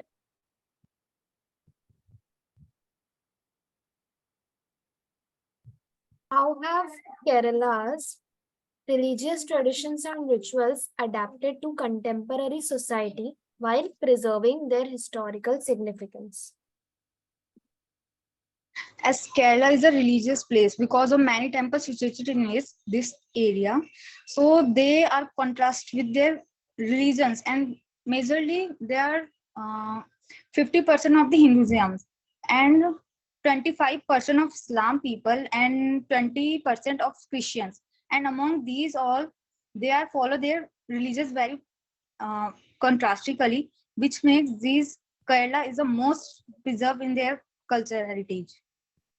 I also want to ask you that the people who have converted to Islam and Christianity is more, whereas when we talk to Hindus of Kerala about Hinduism, most of the youth are not very interested. Why is that happening, that the youth of Islam and Christian are very much invested in their religion, whereas the Hindus are a bit distant from their religion?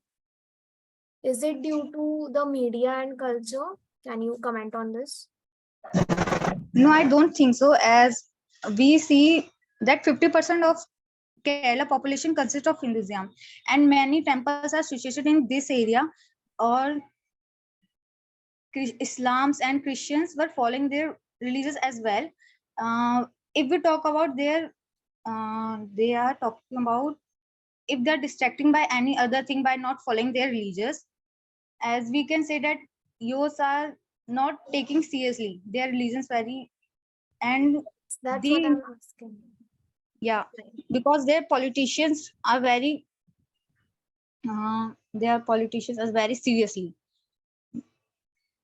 We can see that in South, their politics very much as higher than in our other parts of our India. South may as South take. Fahad, you can speak in Hindi. It's okay. Okay, thank you. Yeah. Boliye. In South. Okay, any other questions? Yeah, if you want to answer it, you can go ahead, or else we can, move ahead to other questions. Now I can speak answer. In South, there are politicians which makes the youth not to develop their not to develop in their all religious things. They are distracting their youth to take part in politicians and make them the lead younger generation to follow them, not to by giving them the chance to go there follow religions, their own religions, by making them more cultural heritage of Kerala. Okay, that was a good answer. Thank you. Hello. Chad, I wanted to ask that you mentioned that Kerala has one of the highest life expectancy. Can you please describe the reason? What could be the reason behind this? Yeah, there's a specific reason of that. That Ayurvedic thing is very rich in this area. Ayurvedic heritage is too much good in Kerala. As you know what, the first Ayurvedic resort is also located in Kerala, which is also known as Somathiram. As many tourism and people attract to Kerala to study the medical of Ayurvedic in Kerala, as the life expectancy is higher. Life expectancy rate is 77 years old right now in Kerala, because of their health, not as they are habituated to their Ayurvedic and natural things. And same goes with the literacy rate. What could be the reason behind this also? Like how other states are lacking the factor which Kerala is supporting to get the highest literacy rate in our nation.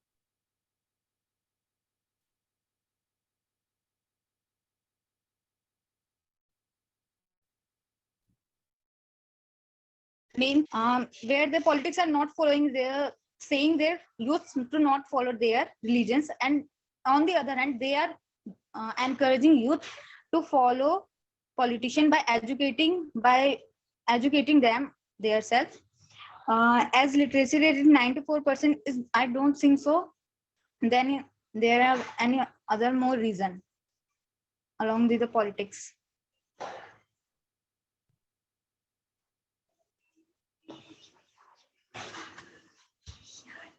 Okay, no more questions from my side.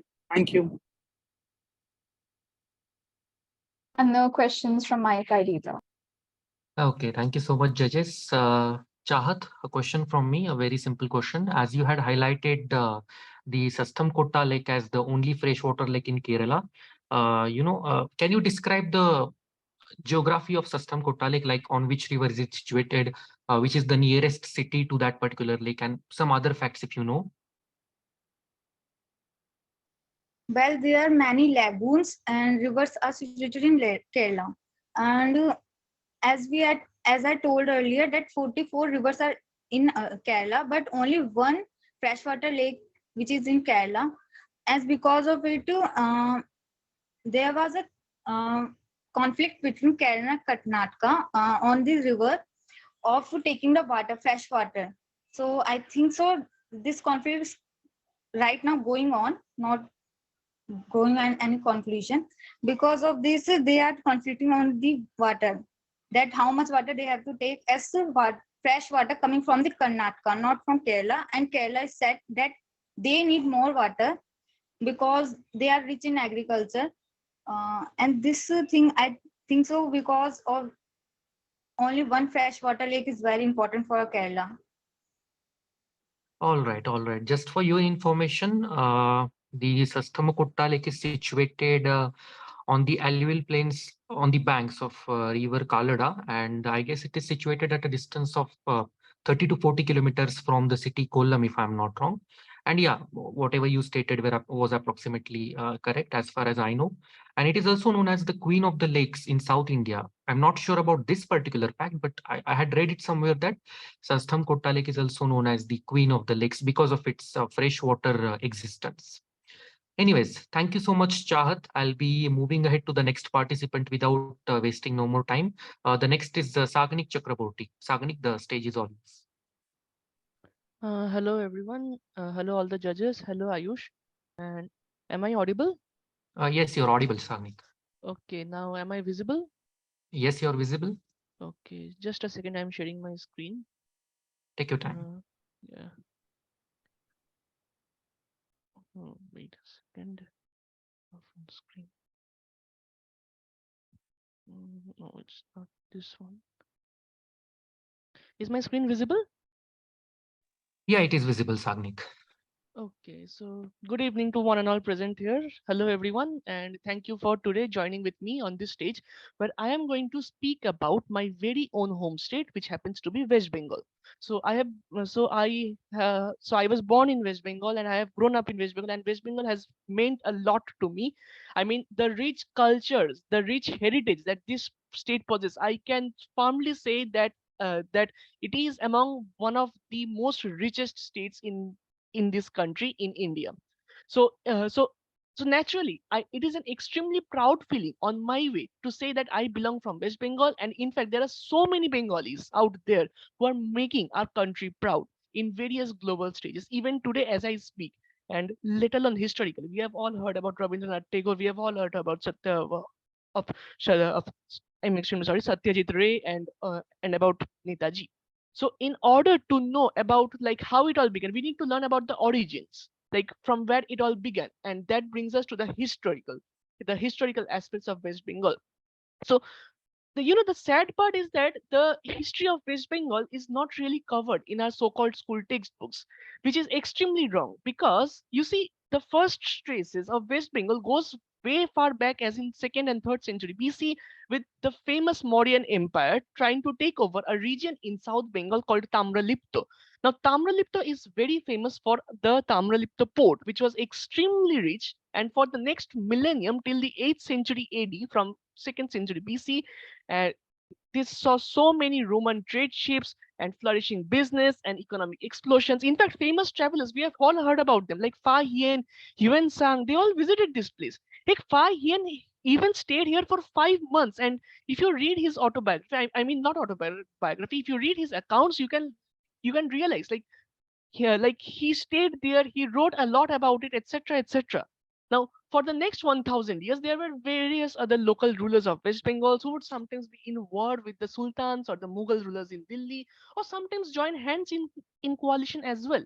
And apart from these indigenous rulers in West Bengal, There were many other original generals who were from the Mughal army, but now they had separated and they had formed their own kingdom until the 17th century when the Nawabs of the Bengal arrived.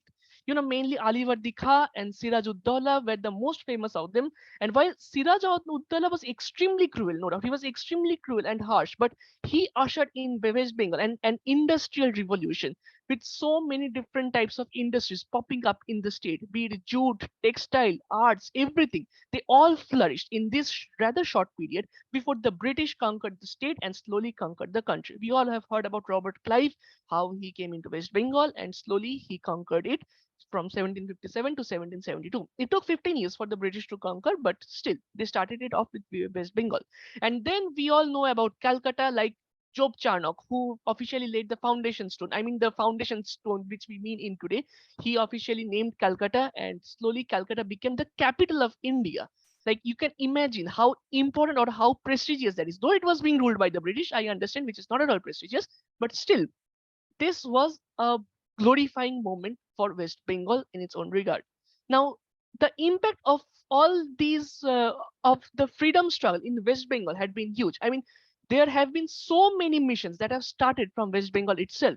In 1905, when Lord Curzon tried, I mean, not tried, he actually divided Bengal into two halves: West Bengal, which I'm speaking about right now, and East Bengal, which is Bangladesh. He tried to divide because it was so impactful in the struggle of freedom for India. Now, many brave sons and many brave daughters of our motherland have given their lives for the freedom struggle of our country. There were freedom fighters in every single corner of West Bengal and from various professions possible, be it authors, poets, scientists, lawyers, school kids, college students, shopkeepers, everywhere. We all have heard about Netaji Subhash Chandra Bose. I don't think he needs any introduction.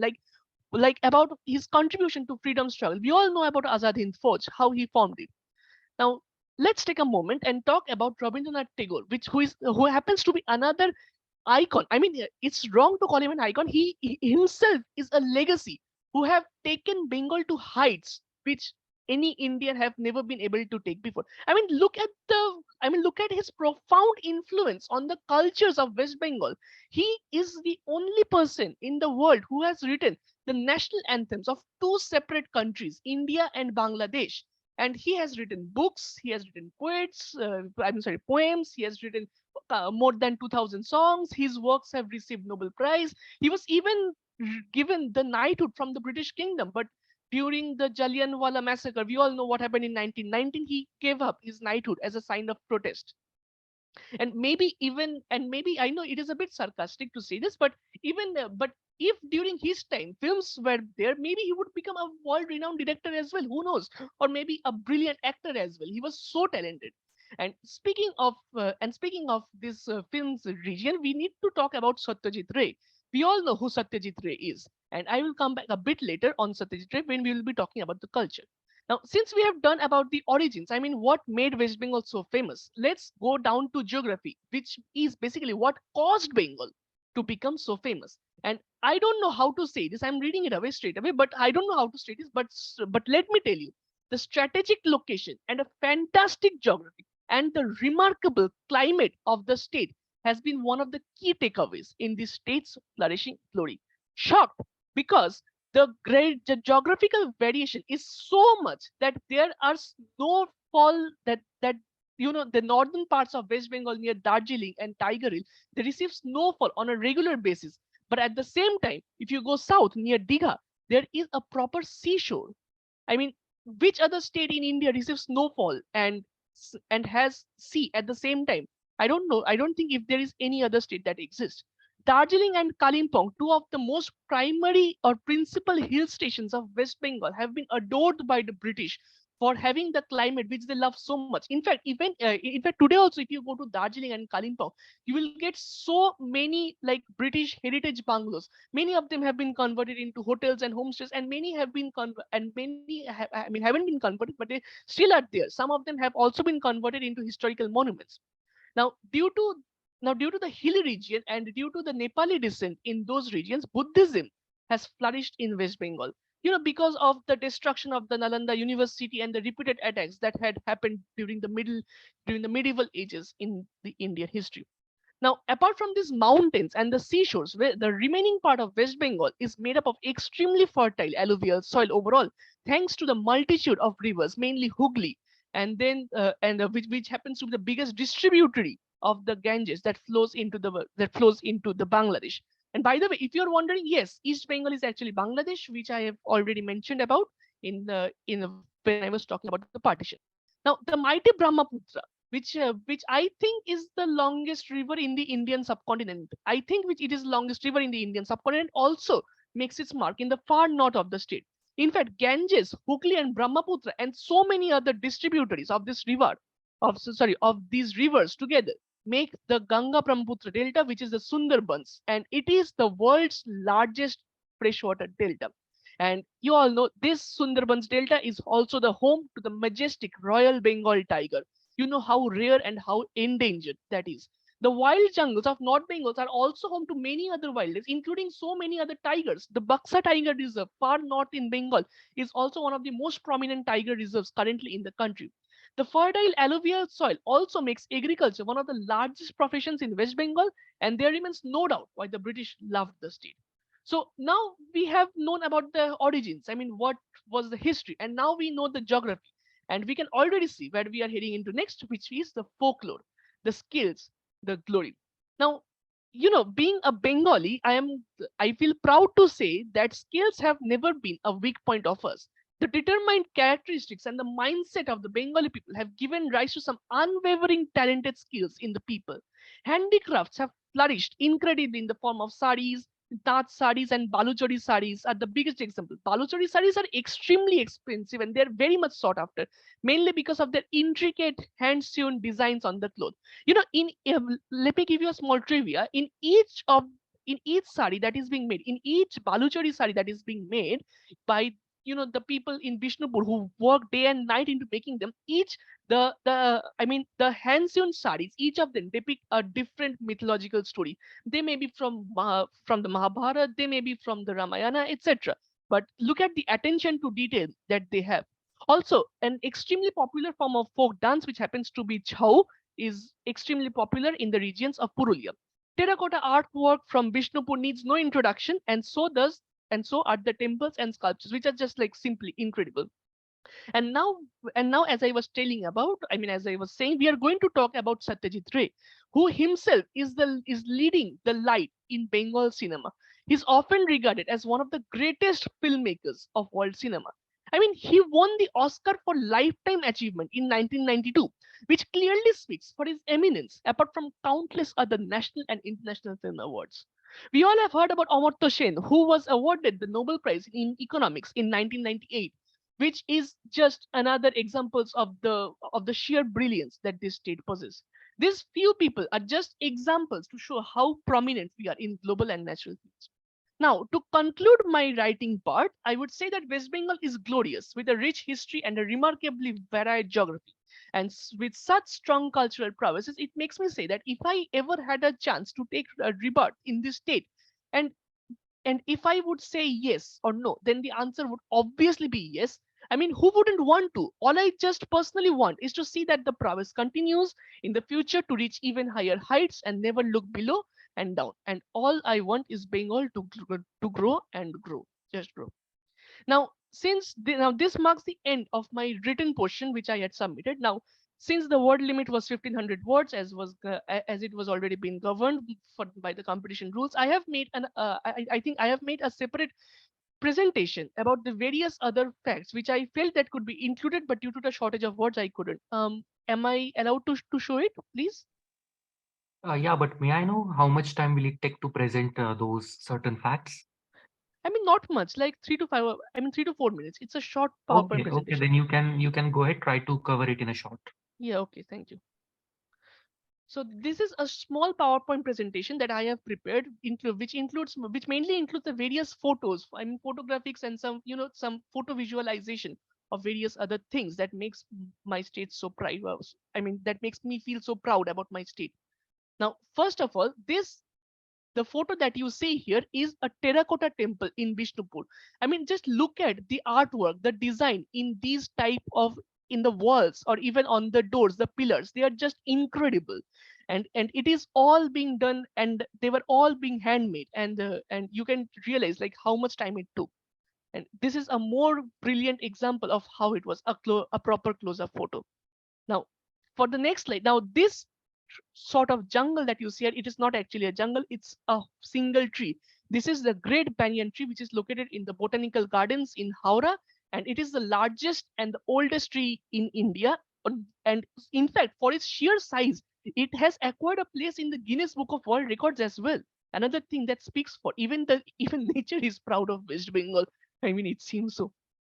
Now, this is a popular sea beach that I was talking about. This is near Digha. I mean, Digha is a very popular tourist spot. This is near Digha, and just look at the sheer natural beauty of this thing. I mean, of this sea beach. There are like long sea beaches with some tall trees, which is shadowing over the ocean, the seashore, etc. It's just simply brilliant, no doubt. And yes, one more thing that I feel like I should include among the part of culture is Durga Puja. Like I feel ashamed that I forgot to include this in my writing. And we all know. And today being the first day of the Durga Puja, I mean, yesterday was Mahalaya as per our traditions, and today is the first day of the puja. And it is a proper festive time in West Bengal right now. And Durga Puja has been like one of the top festivals in West Bengal. It has been a tradition since over 200 or 300 years we celebrate it, and mythologically it has a profound influence in the Bengali society as well. In fact, last year it was included in the UNESCO, in the UNESCO list as well, for being a profound cultural influence on this state. Now, this is the Indian Museum, which happens to be the 9th oldest museum in the world and the oldest and largest museum in Asia. It was established in 1814, more than 200 years ago. And even today also, it has some incredible artifacts from the prehistoric era or even from the Indus Valley civilization, which is not present in any other part of the country. The collection is simply incredible. Now, this is the Upasana Griho of Shantiniketan. I mean, overall, Shantiniketan is a brilliant example of what Rabindranath Tagore, the famous Rabindranath Tagore, achieved during his, during his lifetime. I was already talking about like how he wrote poems, he wrote so many stories, he wrote dramas, he won the Nobel Prize, he wrote songs, and in fact, he even constructed his own university, which today is one of the top universities in India currently, the Vishwabharati University. And this Upasana Griho right now that you see is the prayer hall of that university. It is also a UNESCO World Heritage Site. And these are the dense mangrove forests of the Sundarbans that I was talking about. And if we all know what mangrove trees are, I mean, they have breathing roots, they have pneumatophores, and they are so special. And we are just proud to have one of these rare form of trees in our state as well. This is the Darjeeling toy train. Now, you must have heard about the DHR, which is the Darjeeling Himalayan Railway. We call it the toy train colloquially, and it is also a UNESCO World Heritage Site. And just look at the sheer beauty of the Mount Kanchenjunga beyond this little toy train that is trotting past. And one of the stations on this route, which is the Ghum railway station, it is officially the highest railway station in the country, even today. And lastly, we have this Victoria Memorial, which is iconic. I mean, which is an iconic monument. It has been built in the memory of Queen Victoria, and the Great Victoria from UK. And beyond that, we have the famous race course, which is another historical. A historical monument. Even horses race there still today, and it is a sport of the extreme aristocrats in our society. And lastly, we have the Vidyasagar Setu, which was built in 1992, and it is still the oldest and the longest cable stayed bridge in India, and it is one of the longest cable stayed bridge in India. And this food issue of West Bengal, I mean, how can I just ignore it? Like we all know how Chinese dishes are so very popular, especially in West Bengal. And we have Indianized this form of Chinese foods. There still exists a small Chinese settlement in Kolkata. We call that Chinatown in the central Kolkata region. And somehow, based on their recipes and added with some Indianization, we have the famous chili chicken that you see in front of you. It is very tasty, and I feel like eating it right now. This we call this as a Chinese dish, but sadly, even the Chinese doesn't know that this exists as a popular form of dish. And thank you so much for allowing me to present my presentation. Thank you. Thank you so much, Sagnik. Judges, all over to you. Yeah, so great presentation, Sagnik, very expressive. Thank My you so question much. for you is, can you explain the cultural significance of bhat or rice in everyday Bengali meals? Yes, yes, yes. I think I was waiting for this question. You know, bhat mach is a staple food in India.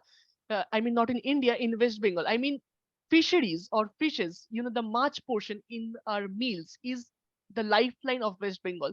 The freshwater fishes have been like, they are an important source economically as well as culturally in India. And rice, due to the fertile alluvial soil, this makes it one of the most popular meals ever had in India. In fact, since you have taken up the portion of fish, let me add one more small trivia. I forgot to include it, which is, you know, the folk songs of West Bengal are so very popular. I'm just saying, and they have, you know, and we have two main forms of folk songs, which is baul and bhatiali. And bhatiali is the type of songs that fishermen sing when they go out, you know, in the long voyages on the rivers while they're catching fishes. During those long voyages when they are like fishing out, they feel very homesick for their families and their children because they have had to leave them behind, and so they slowly start to sing in memory of them, I mean remembering them. And you don't have to understand the lyrics, you just close your eyes, okay, you just close your eyes, listen to the music, and you will feel like that you are sitting beside a river, or you are just in a small, you know, you're in a small canoe, as, or maybe the fisherman or the rower, I don't exactly know the words, extremely sorry, who is rowing you along the river. It is like, it is so beautiful. Okay, that's all from my side. Thank you. Sagnik, it was really amazing. Like, you covered everything very beautifully. And I Thank you. love Bengali culture. Like, I'm so much in love with Oh, Rabindranath that's so nice to hear. and Thank you. Satyajit Ray. Yes, Really yes. amazing. So I have one question. Can you explain the cultural significance and symbolism behind Olopana patterns and Pata Chitra scrolls?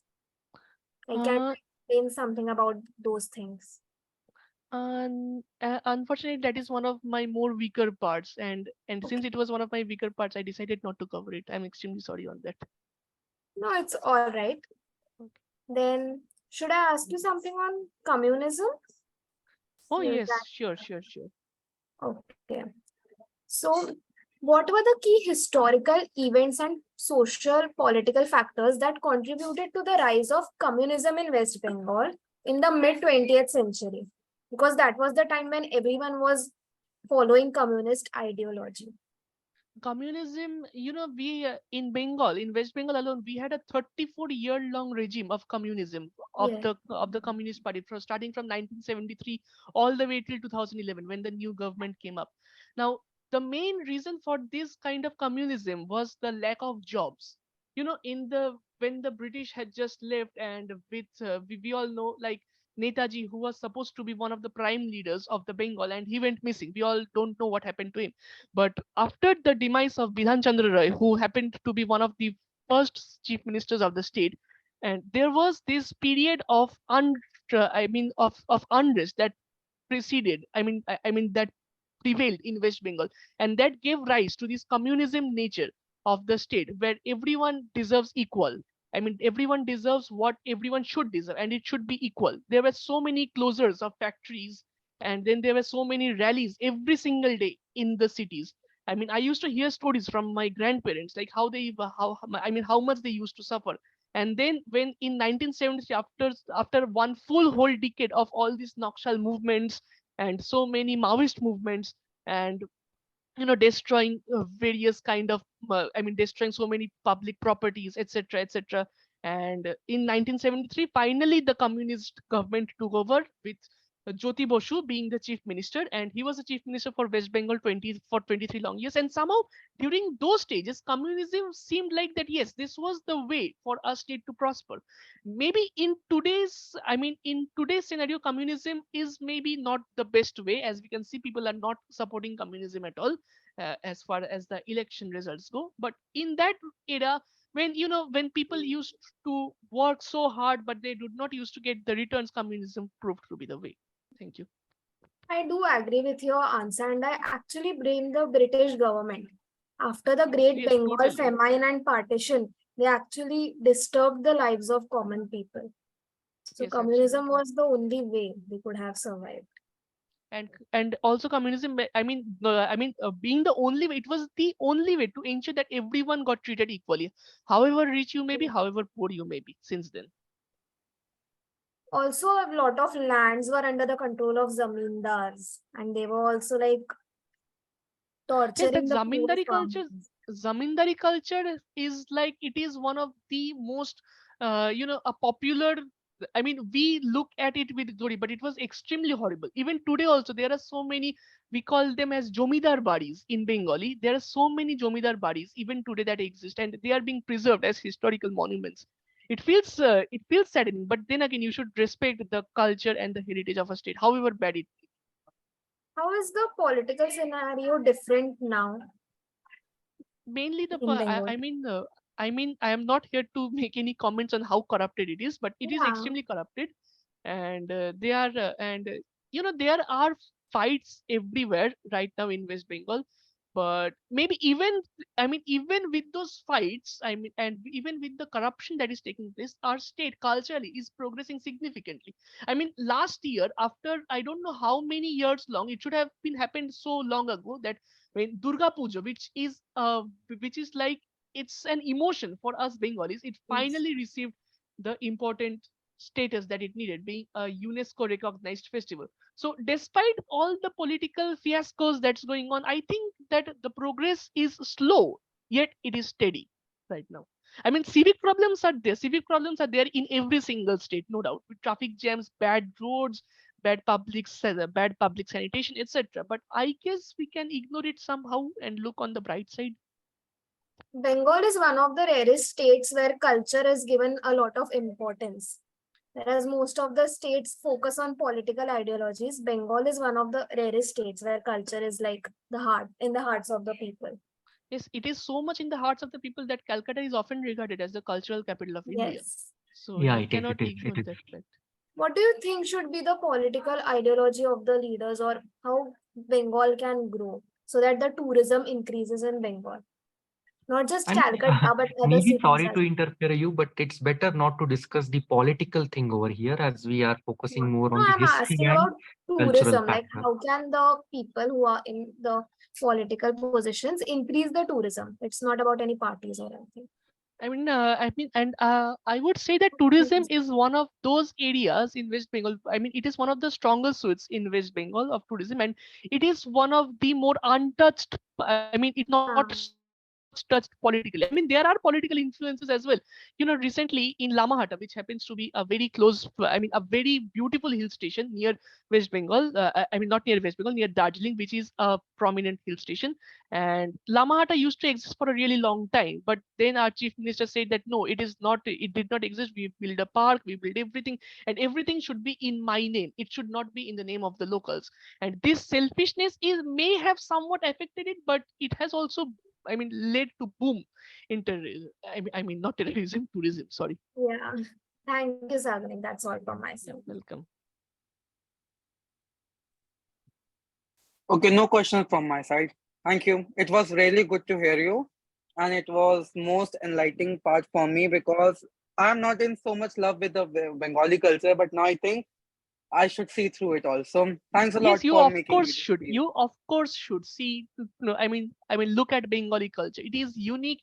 It is rare, and I think Bengali is the seventh most spoken language in the world currently. So it also holds a strong, a strong force in the global language scenario, independently Okay. as Thank you very much. It was really good to hear it. Thanks a most lot. welcome. Thank you. Thank you. All right, thank you, judges. Even I'm, a huge admirer of the Bengali culture, as I have lots and lots number of Bengali friends during my quota days as well, and in IITM as well. So I was very inspired by the Bengali culture. Let's talk about the, I have a few questions, like only 2 questions if I'm not wrong. So the first Sure. question is about the geography of West Bengal. So you forgot to mention the river system. It's definitely all right to not mention the river system if it's not too prevalent. But if you look at the state of West Bengal, most of the rivers are south flowing. I mean, they, end in the Bay of Bengal. If you look at the map of India, Tapi, Narmada, and only other few rivers are westwards, whereas the rest of the rivers are eastwards. And same goes with the state of Bengal, where most of the rivers are south flowing. So can you name, I guess there are only 3 rivers which flow northwards in the state of West Bengal. So can you name at least 2 of those 3 rivers? Not flowing rivers that flow northwards. No, unfortunately, not right now. I mean, it's not Okay, coming to no my head issues. right So now. just for everyone's information, those 3 rivers, north flowing rivers in the state of West Bengal are, the first one is Tista, the second one is Jaladhaka, and the third one is Raidhak. I'm not sure about the pronunciation, but these are the 3 No, 3 no, no, no, rivers. no. You are getting it wrong. You're getting it wrong. I was thinking about them, but they are not north flowing. They are present in the northern parts of the West Bengal, but they all originate in the Himalayas and flow southwards into Oh, I guess they're Brahmaputra north flowing if Valley. I'm not wrong. I have to check my facts again, maybe. Just give me a No, second. no, Tista River is extremely famous, and it is south flowing because on the Tista River we have not one, not two, but four. I mean, hydroelectric projects which the Indian government has announced, and they are all in the state of Sikkim, which is further more north of West Bengal. So it is a south flowing river, and same goes with Joldaka and Torsha. Just let me check once. I might be wrong. I had heard this fact somewhere that these are the 3 north flowing rivers which go So can into I stop the sharing my screen? international borders. Yeah, you can stop sharing your screen. Okay, thank you.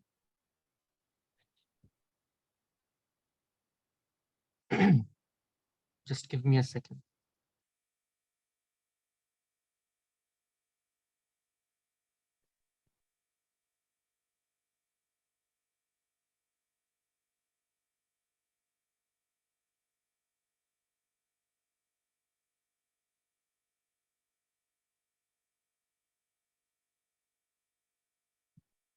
Okay, I got it. Basically, the root of Tista River, it originates in, it's a tributary of Brahmaputra, originates in Himalayas, then goes to Bangladesh, and then to the south of West Bengal. Yes. So Yes. if you talk about the northern part of West Bengal, it goes towards north, then it goes into Bangladesh, and then it again comes into the state of West Bengal, flowing towards the south, and of course, entering into the Bay of Bengal. So yeah. One more question is, you mentioned the terracotta temples of Bishnupur. So Yes. can you state the style of architecture practiced over there? The main style of architecture, no, I cannot. All right, no issue. So it's a Pancharatna style of architecture. Oh, yeah, Pancharatna, right. Okay. And yeah, even I'm ashamed of the fact that I forgot to wish everyone a very happy Navratri. Sagnik just reminded me that today is the first Yeah, day. happy So yeah, Navratri to wish you everyone. all a very happy Navratri. And thank you so much, Sagnik, for correcting my fact as well and for this amazing presentation. Thank you. Thank you. Yeah, we'll proceed ahead to the next participant, Sakti D. You can go ahead. Yeah, so am I audible now? Yeah, you're audible, Sakti. And is my screen visible? Yeah, it's visible. So yeah, good evening to the jury, ladies and gentlemen, and hello to all my dear friends and my fellow participants. And my article is again about Tamil Nadu. So please let me unveil the opulent tapestry of Tamil Nadu, a majestic expedition through history, geography, and culture. Tamil Nadu, ensconced along the resplendent southeastern fringes of India, stands as a realm renowned for its opulent history, diverse topography, and a culture vibrant as mosaic of brilliance. With a legacy that traces its roots deep into antiquity, this land has borne witness to rise and fall of grand empires, prospered as a baptism of art and literature, and blossomed into a melting pot where diverse ethnicities intermingle. In this prose, we embark on an enthralling odyssey through the annals of Tamil Nadu.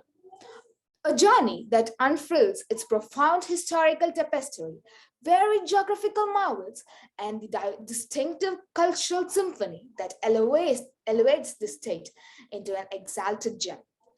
The genesis of Tamil Nadu can be traced back to the bygone epoch of the illustrious Sangam age, an era of unparalleled effluence in Tamil literature, where literary assemblies known as Sangams flourished in abundance. Let the chronicles of this region transcend even this ancient epoch, woven with the influence of various dynasties and the footprint of foreign invasion. The Pallavas, Cholas, Pandyas, and the Vijayanagara Empire emerged as the venerable rulers. Their indelible imprints attached into the very fabric of Tamil Nadu's culture and architectural landscape.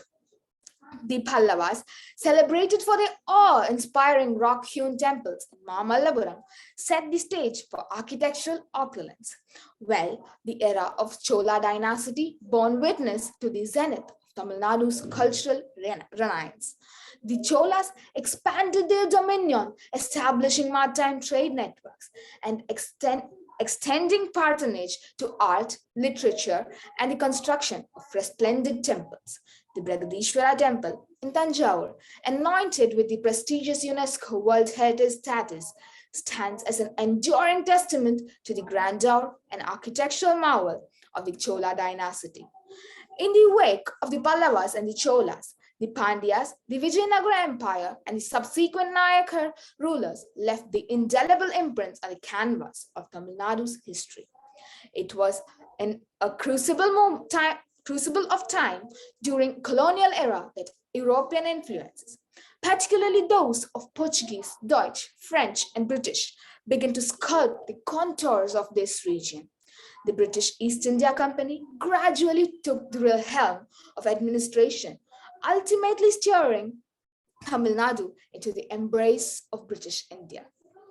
Tamil Nadu unfolds an eclectic array of geographical wonders, stretching from the luxuriant embrace of the Western Ghats in the west and the picturesque lakes of the Coromandel coast in the east. This state boasts a coastline that elegantly sprawls over staggering 1,000 kilometers, adorned with beaches of unparalleled beauty, such as the famed Marina Beach in Chennai. Inland, a verdant tapestry unfolds, where the plains adorned with emerald paddy fields, meandering rivers, and shimmering lakes paint the landscape in a hue of tranquil beauty. The Western Ghats, recognized as a UNESCO World Heritage Site, not only enhances the state's scenic allure, but also serves as a sanctuary of biodiversity. A cornucopia of flora and fauna thrives in this biodiverse heaven, including the precious endemic species like Nilagiri tar and the lion-tailed macaque.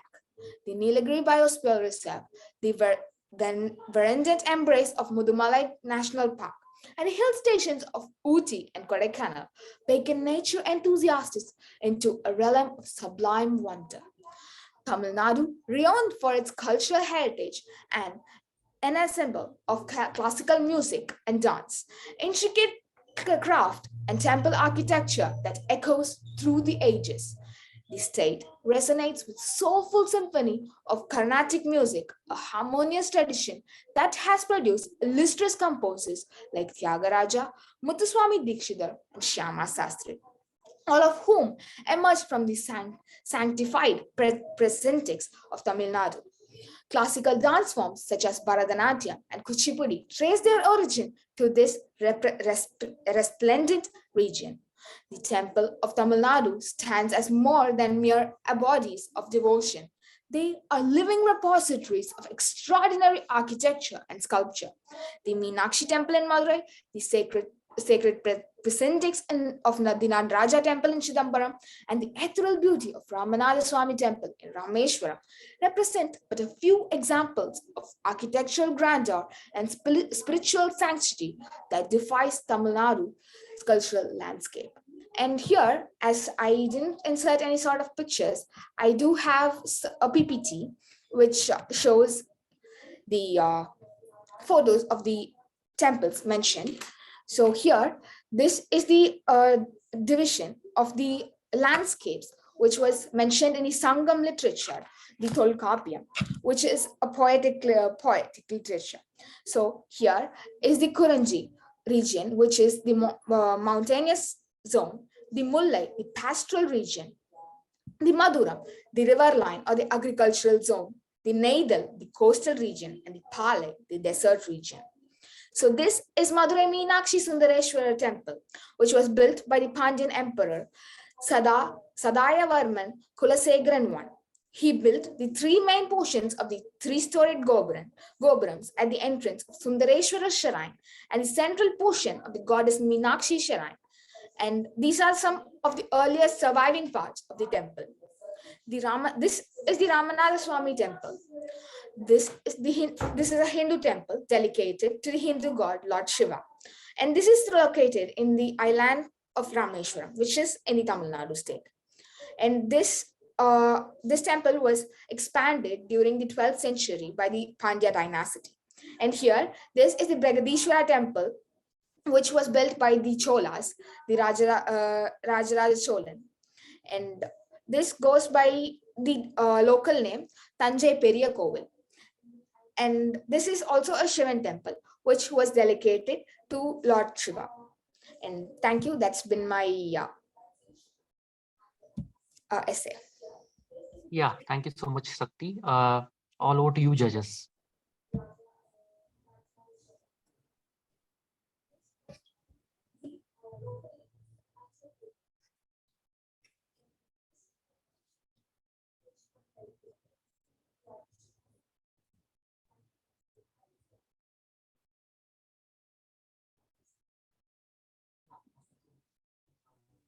Judges, do you have any questions?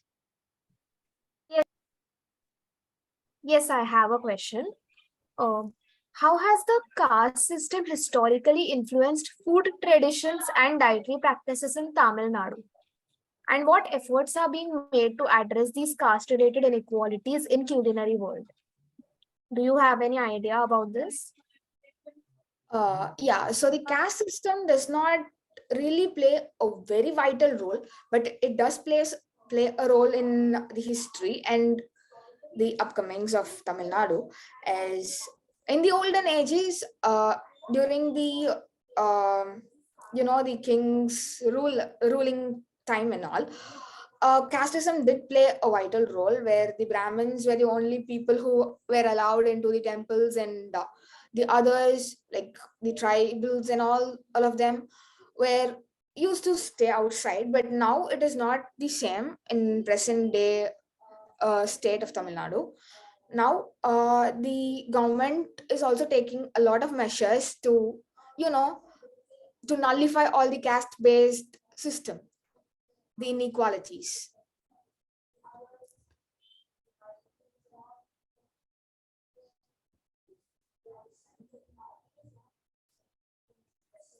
Okay.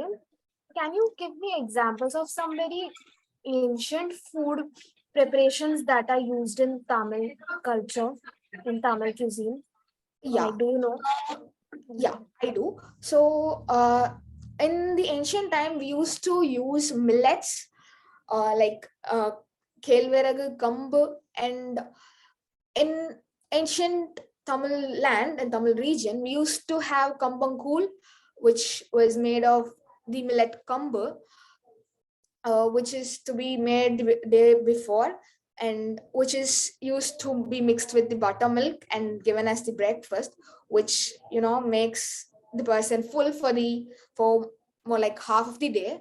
And it is a great food which provides all the nutrition a man would need for his day-to-day work.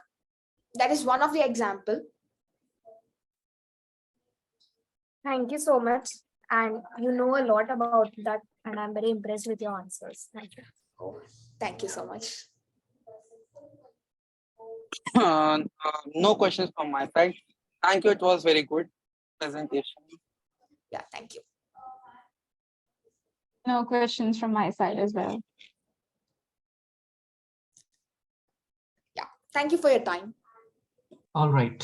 Thank you so much, Sakti. I'll move ahead to the next participant, Agamani Paul.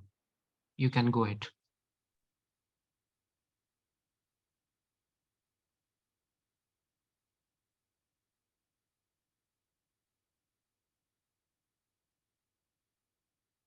Agamani, am I audible?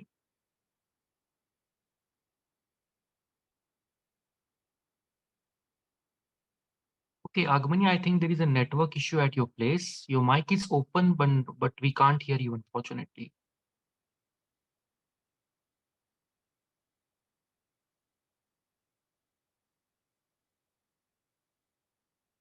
Maybe we can move to next participant and we can have Yeah, that's what Agmani I'm in doing. last. Just let me just message her once for the sake of convenience, so that she can rejoin after some time. Yeah. Till the time Agmani corrects her internet connection, we'll move ahead to the next participant, the last participant, of course, and Agmani will be back in a while. So I would like to call Siddhant Bapna to proceed ahead with his presentation. Yes, sir. One sec. 1 minute.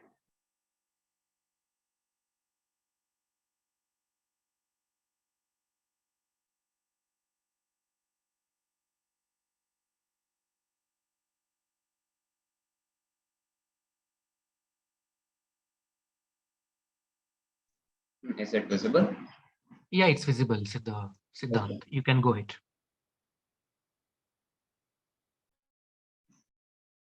Okay.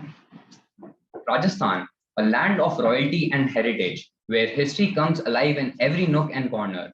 A land with a pink city, a sun city, the city of lakes, the great desert, and so much more. Good evening, everyone. I'm Siddhant Bapna, and I invite you all to journey with me into the fascinating world of Rajasthan, where the sand of time whispers tale of bravery, where every step is a dance through history and a vibrant tapestry that comes alive with the spirit of the land of kings. Let's dive into the historical grandeur of Rajasthan. Close your eyes and imagine standing at the Mehrangarh Fort in Jodhpur, perched majestically on a rocky hill. The air is thick with the echoes of battles fought and won, and as you explore its intricate carvings and expensive courtyards, you are not just a visitor. You are a time traveler immersed in an era of bravery and splendor. The fort unfolds panoramic view of Jodhpur, and every nook tells a story etched in stone. Now let's transport ourselves to the fairy tale like Amer Fort in Jaipur. It's not just a blend of Rajput and Mughal architecture. It's a living testament to the royal intrigues. As you navigate through winding passages and opulent chambers, you are not a mere spectator. You are part of the narrative, uncovering the layers of history woven into every nook and cranny. The architectural brilliance of Rajasthan extends far beyond its forts. Imagine strolling through the Shekhawati Havelis, often referred to as the open air art gallery of Rajasthan. It's not just about observing beautiful frescoes, it's about stepping into scenes from mythology, folklore, and daily life. These mentions are not static, they are alive with the artistic prowess of region, a legacy that invites you to be part of its story. A little something about the history of Rajasthan. Rajasthan history dates back to the Indus Valley civilization, 1300 to 3300 to 1300 BCE, with evidence of early settlements. Over the centuries, the region saw the rise and fall of various dynasties. During the Mughal era, Rajasthan became a battleground for supremacy. The Mughals left an architectural imprint, blending with Rajputana's culture and creating structure like the Amer fort that we saw in the previous slide. Rajasthan is the largest state by area, covering approximately 3,42,239 square kilometers. About 60% of the state is covered by the Thar Desert, also known as the Great Indian Desert. This makes Rajasthan the most arid region in the country. It is home to the Aravalli Range, one of the oldest mountain ranges in the world. Although Rajasthan is not abundant in rivers, but it is still intersected by a few significant ones. The Chambal Banas and the Luni River flows through various parts of the state. The state is home to several wildlife sanctuaries and national parks, including Ranthambore National Park, Sariska Tiger Reserve, and many more. Even though we have less lakes, we have the lake city of India, Udaipur. Additionally, it also homes the Sambar Lake, the largest inland saltwater lake in India. It is a major source of salt production. These geographical these geographic features contribute to the diverse and unique landscape that characterize the state of Rajasthan.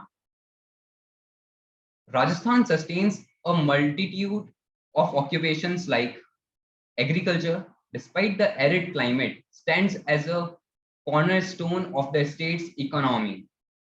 The tourism sector, which is major contributor with Rajasthan's historical fort, palaces, and the Thar Desert, attracting millions of visitors annually.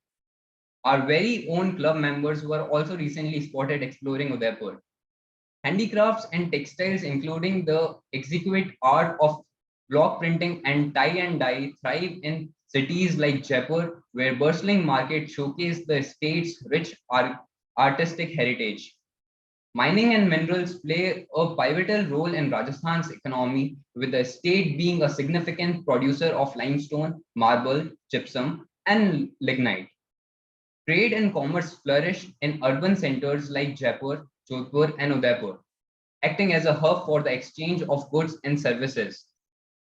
Now let's talk about the cultural kaleidoscope that defines Rajasthan. Picture yourself in the midst of a Ghumar dance, where women in swirling skirts creates a mesmerizing visual spectacle. It's not just a performance, it's a living expression of cultural legacy passed down through generations. And the Kalbelia dance, often referred to as the snake dance, is not just about agility and grace. It's a captivating performance by the Kalbelia tribe that leaves you spellbound. As we step into festivals that ignite the spirit, let's envision Diwali, the festival of lights. Streets are drowned with earthen lamps, the aroma of sweets filling the air. It's not just a celebration, it's a sensory fest that triumphs light over darkness. Holi, the festival of colors, is not just a riot of colors, it's a symbolic victory of good over evil and the arrival of spring. And the Pushkar Fair, it's not just about camel races, it's a celebration of rural life and tradition, a burst of colors in bustling markets that draws visitors from across the globe. Now let's savor the culinary delights of Rajasthan.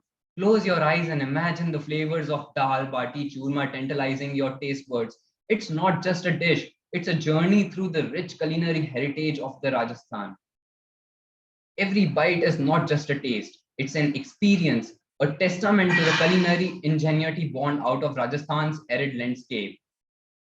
And then there's the art and craftsmanship that adorns every corner of Rajasthan. The textiles, including block printed fabrics and tie-dye bandhanis, are not just products. They are reflections of vibrant colors and intricate designs.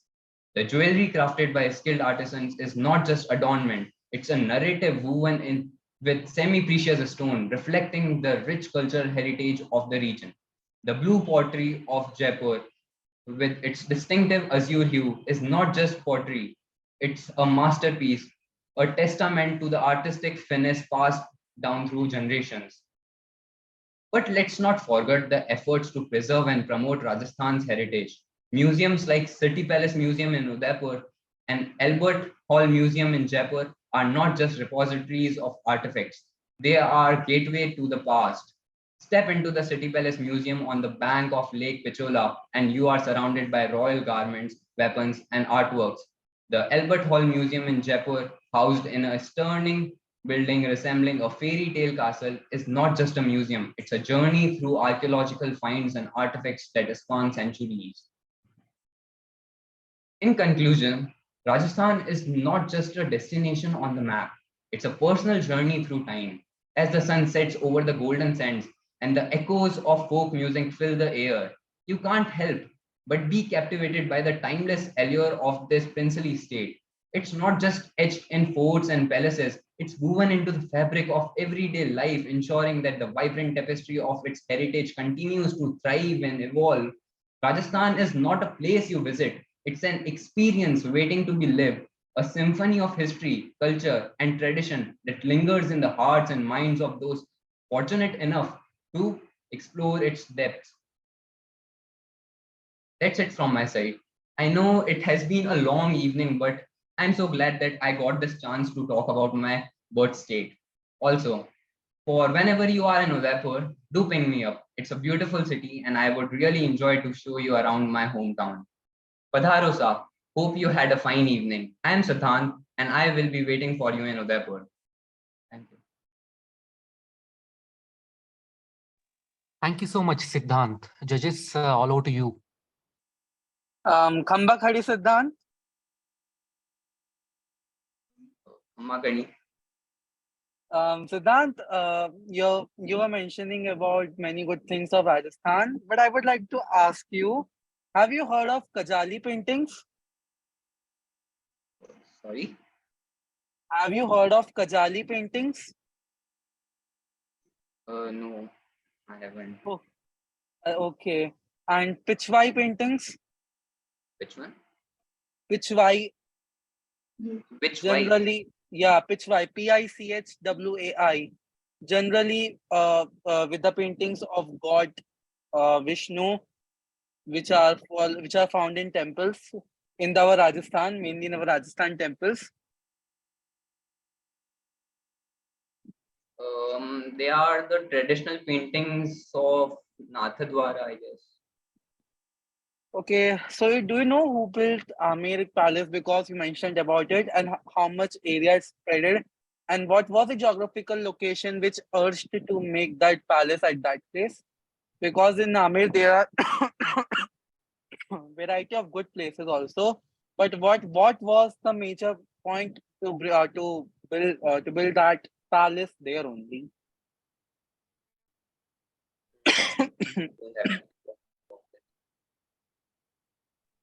um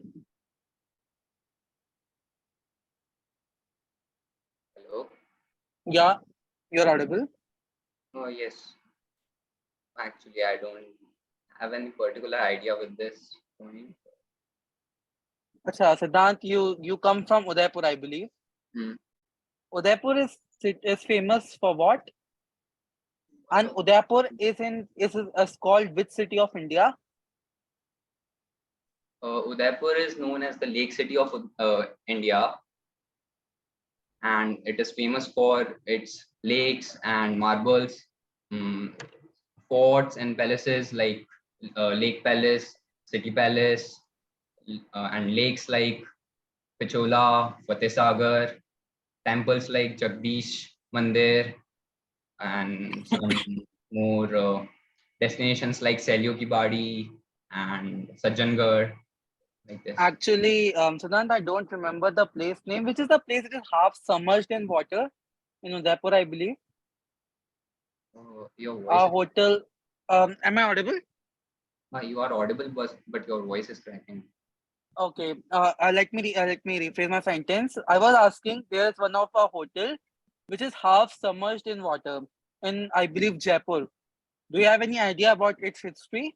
Because I think you have not mentioned it also, and it's one of the most attractive place in our Rajasthan, and usually it is covered in the ad also, in a glimpse. Honestly, I have You're never talking about. traveled outside Udaipur, so I don't. Yeah. Honestly, I haven't traveled much out of Udaipur, so I don't have much idea about Jaipur. Achha. Okay. Really sorry. Okay. No issues. Okay. It was good to hear you. Thank you. No questions more from my side. No, I think Shubh, the hotel you're talking about, I think it's Taj Mahal Lake Palace, maybe, because it used to be a fort, but later it was converted into a hotel and it's half submerged. So Yeah. You are. about this Yeah. particular place. Actually, I also don't properly remember the name. That's why I asked him. But yeah, because of the lakes and because of some issues, it is not transformed into a hotel. Which is submerged into water, and it has a very good lightning scene. And I believe the Prem Rajan and Payo movie, if you have seen one of their songs, Sheesh Mahal, the place which they shows is I should say, in one of the interviews they told that they have taken the inspiration from this hotel only, because the hotel is so beautiful from outside in night. So that's why I just asked him, because I believe that Many a of the person movies have been shot over there. If you look at, I guess Ye Jawani Hai Diwani was also shot over there in the Taj Mahal Lake Palace, if I'm not wrong. Yes. But yeah, this is definitely worth watching. Okay. Yeah. All over to the other judges, Asmita and Nidhi. Yeah, so I have a question. Can you tell me what are some of the difficulties and chances that lie ahead for Rajasthani music? And how can we make sure it continues to grow and stay alive in this ever-changing world? It's folk music and it's very particular to the state. So it's Yeah. So how can you make sure it continues to grow? Like, it continues to spread. There's very famous artist Mame Khan, which presents its music and dance towards the world. Okay, all right. Thank you. Nidhi, any questions? Yes, I have. So Siddhant, it was a great presentation. My question is that what is the current cultural scene in Udaipur with respect to traditional art forms and crafts and music? Like how are the people practicing it? Or tell me. Siddhant? Yes. In Udaipur, there are like wooden toys, wooden items very famous. Along with that, marble work is very famous of Udaipur in the current tradition. And handicraft items are also very in tradition right now, particularly in Udaipur. Okay. Thank you, Siddhant. That was all from my side. Ayush, if you want to ask something. Okay, Siddhant, just a few simple questions. If you talk about the style of architecture that is prevalent in the historical buildings in Rajasthan, it is mostly a blend of Mughal architecture and Rajputan architecture. So can you name only 2 to 3 buildings which are, based on this particular style of architecture?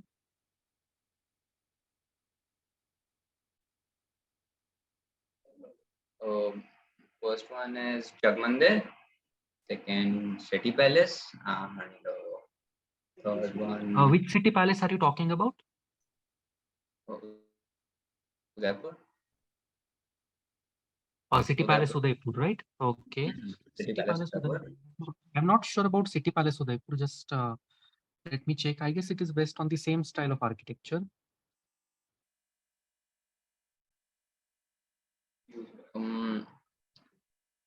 Sorry, what you said just now? Yeah. City Palace Udaipur is definitely a blend of Rajputan architecture with Mughal architecture. I was not sure about City Palace Udaipur. I haven't read much about it.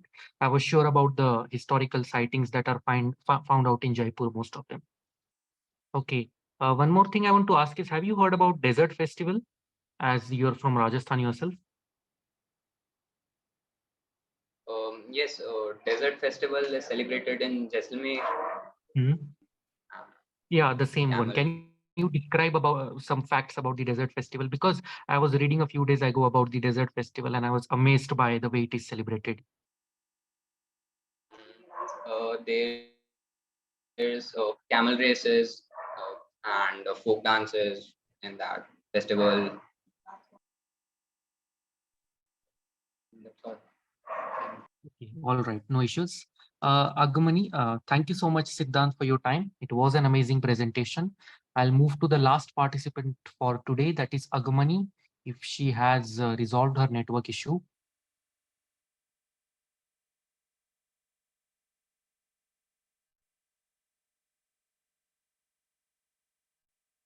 Agumani, are you there?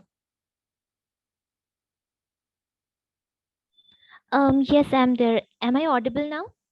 Yeah, you're audible now. Okay, Finally, just let you're me. audible. I'm really sorry for the glitch.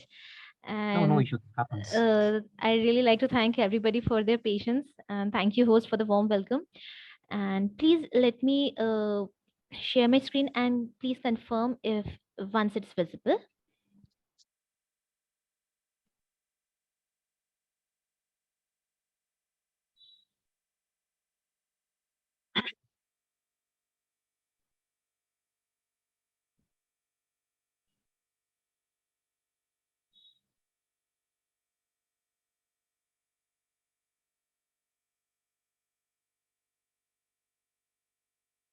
Yeah, it is visible, Agumani. Thank you so much. Thank you so much for the confirmation. So I'll be starting now with my presentation. So a very good evening to everybody present here. Special thanks to juries for being so patient because of my technical glitch. So the state that I have covered for my article and my presentation is West Bengal.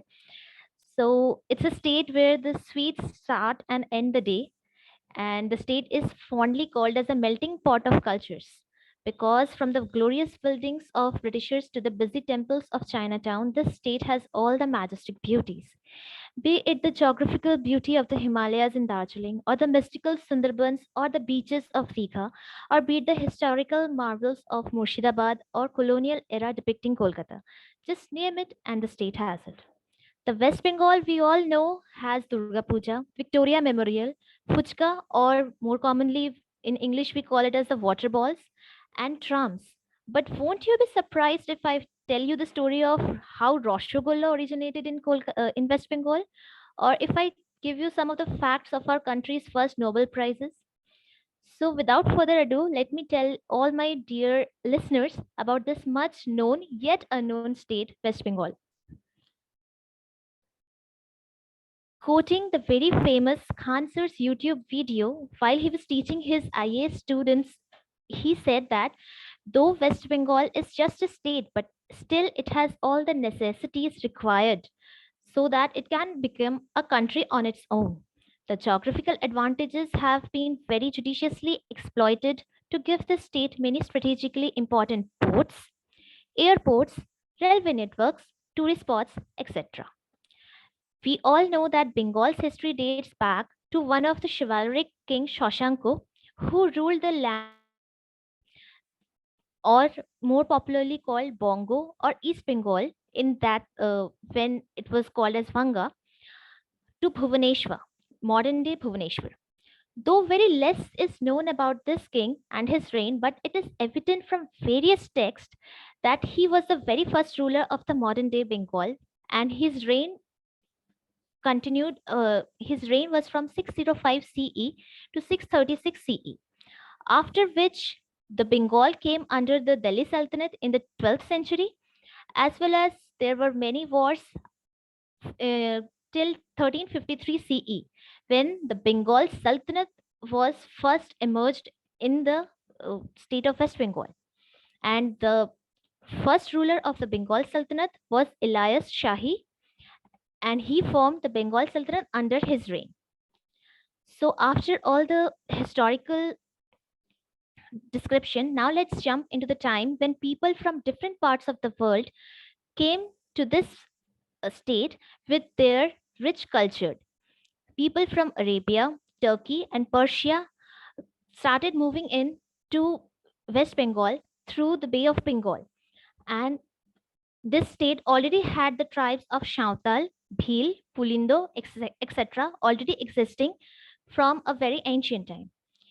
And this diverse culture made this state very diversely populated culturally.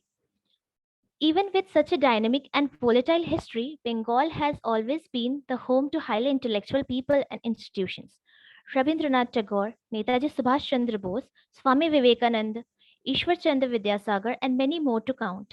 Apart from these magnificent personalities, this state is also the proud owner of the first and the oldest IIT established in India, that is the very known the IIT Kharagpur. It also proudly flaunts the first IIM of India, that is we all know today as IIM Calcutta, the Holy Trinity, Ahmedabad, Bangalore, and Calcutta. Formerly, it was known as IIM Joka because it's situated in Joka, that's a little far away from the main city of Kolkata. Apart from these, it also has the first medical college of India, which was established under the colonial rule, the prestigious Calcutta Medical College. This state also gave us Kadumbini Ganguly, who was one of the first two female medical practitioners of the British ruled India. The first Nobel Prize of India made its grand entry to our country through this state when Rabindranath Tagore's English translated version of Gitanjali was bestowed the 1930 Nobel Prize for Literature. Now, I'm sure that after all these heavy words and heavy facts and figures, everyone must be hungry by now. So let's start with a Bengali cuisine and and a few stories behind them. So here in this picture, I'm depicting the making of Rasgulla. By the way, I have one more surprise for everybody here. I have a video of how the Rasgulla is made, because that was made today only in my home by my mom. So I'll be sharing that also. But first, let's dive into the story of why Rasgulla came into its existence. So it's a story that we all know that Nobin Chandra Das was the first inventor of Rasgulla, a young sweet maker who always wanted to make a sweet so different. And he got the idea for Rasgulla, which was given in a playful act of his wife in the form of a riddle. And I won't spoil the entire story, and I won't give you the entire. Why did he make? I will give you the. Uh, Synopsis of why he made that uh, Rasgulla, but I will just give you a small glimpse that why Rasgulla was originally made. And if you want to know more about the story, you have to watch the movie Rasgulla. That's a Bengali movie, but you already will have the subtitles. So if you are really very much curious about what was the exact riddle and why was this actually made, so you will get a very detailed description in the entire movie. So we all know that Rasgulla is a cottage cheese sweet, but earlier, before Rasgulla was invented, the earlier cottage cheese sweets were all fried before pouring them into the sugar syrup, or we all know it as the chashni. As cottage cheese, if left uncooked, would stale after a day. But Rasgulla is never fried, and instead the cottage cheese balls are poured in the boiling water with sugar, and the balls are boiled, and voila, the Rasgulla is ready. So I will just share one or two clips with you so that you get a more vivid understanding of this, that this is how the Rasgulla balls are put into the boiling water, and the water it already has sugar in it, and after a little bit of boiling, the Rasgullas get converted to what we usually see in our sweet homes and places like that. Here's the Rasgulla.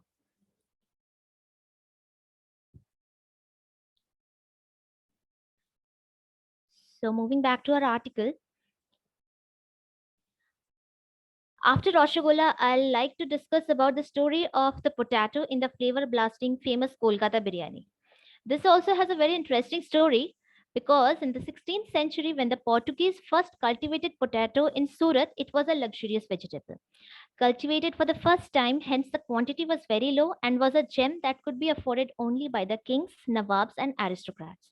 In later decades, this rare vegetable was brought to Kolkata and reached the kitchen of Nawab Wajid Ali Shah, wherein one of the experiments with the potato addition to the biryani made the famous Kolkata's biryani every aristocrat's favorite. And now it's a tradition to put all potato in the ever delicious Kolkata biryani. It's a tradition now. So now, after all these delicious stories, let us all take a little break by listening to music.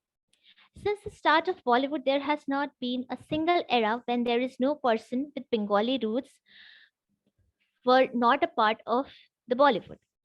Hemanta Kumar, Geeta Datto, Manna De, to present days, Arijit Singh, Anupam Roy, Jeet Ganguly, Kaushiki Chakraborty, and all hail from this musical state. If any of you, anytime, happen to visit this state and happen to visit Kolkata, then make sure to take an evening walk at least once, because you will be able to hear the kids doing their vocal training, or in Hindi, what we call it as riyaz, every day, every evening. This is not a single day routine, but it is something that is practiced every day. Also, not just music, painting, recitation, and dancing are some of the basic extracurricular activities where the children and the kidults are keeping themselves busy every day after their schools, colleges, and universities. So there's two more videos that I would like to share. I forgot to include it in my article. It's two different type of bridges that is present till date. It's working in Khidirpur dock. One is the swing bridge.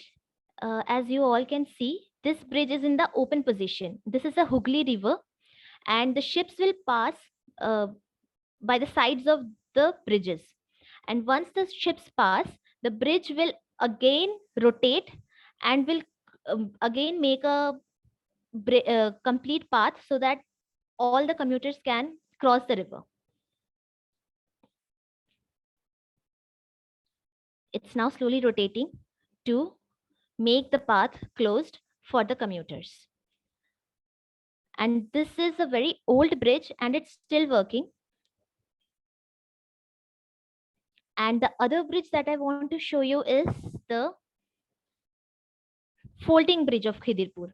The road gets divided into two, and the bridge and the ships passes underneath the open space like this. And the bridges, once the ship passes, the bridges again closes and the path is made again, and everybody can commute through the river.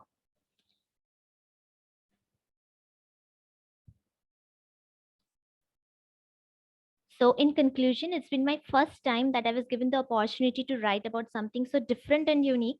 While penning down all these facts, I was taken to an adventurous exploration about a state I have visited many times, but never got the chance to explore via Google or via the stories that my mom, my grandma, they have told me. So today I explored the city of joy and the melting pot of cultures through a kaleidoscope, having its history, culture, food, and people. Though the limits to my words are nearing more and more, still the stories, facts, history, present, and many other things still remain untold. But as always said, that it's best to savor the best of the menu slowly. So we'll meet again with the next edition of this state. We'll again explore many unknown beauties of this state. Till then, let's all keep exploring and sharing. And yes, definitely today is the Prothoma and definitely Pujor Gandho esheche. Thank you, everyone. That will be all from my side. Thank you, Agamani, and thank you so much for the late night cravings by showing how Rasgulla is made. It being one of my favorite dishes, sweet dishes, to be honest. Yeah.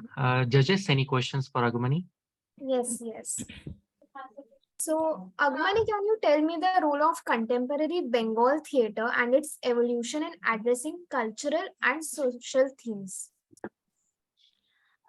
Actually, ma'am, what it has been like West Bengal has always been very much into the theater things, and they have always tried to address, be it the right, be it the wrong, whatever has happened in the society, they have always used many different art forms, and theater is one of that art form using which they have always been vocal about their expressions, their thoughts, and what they feel is right and what they feel is wrong according to their point of view. Okay, and in what ways are modern Bengali artists and writers and musicians contributing to preservation and innovation of the region's cultural heritage? You can explain by giving some examples. So here I'll be taking the example of from the music industry, because what we see is like there have been many musical forms that have been very primitive and are on the verge of getting extinct at this modern age. So at that point of time, the musicians, the music directors, the people who are studying music as a subject, like they are doing their masters and PhDs in music, so they are researching and trying to bring that in in a little remake form, so that the new generation gets addicted to it and they start indulging that particular taste, and they start thinking like, yes, this is what our culture is, and they start deep diving and explore for the original versions also. Like this has happened with me many a times. Like I have heard a remake song and I have deep dived and listened to the original version. Like in the 1950s, the original song was made, and in 2023 the remake song or the song or any other different song have been made using the same swaras. So I have been so that grows my curiosity to deep dive and learn more about how the songs were at that point of time, and how they are like it's like a they are trying to mirror everything from that old age also, and are trying to restore also in by remaking them and making it available to the newer generations. That's what I think.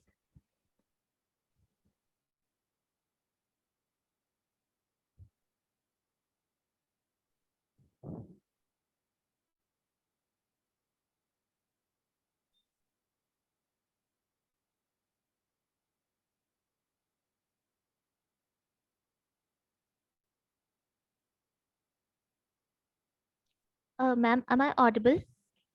Yes, you are, Agamani. Thank Yeah, you for you're your audible. answer. Okay. That's all from my side. Any questions from the other judges?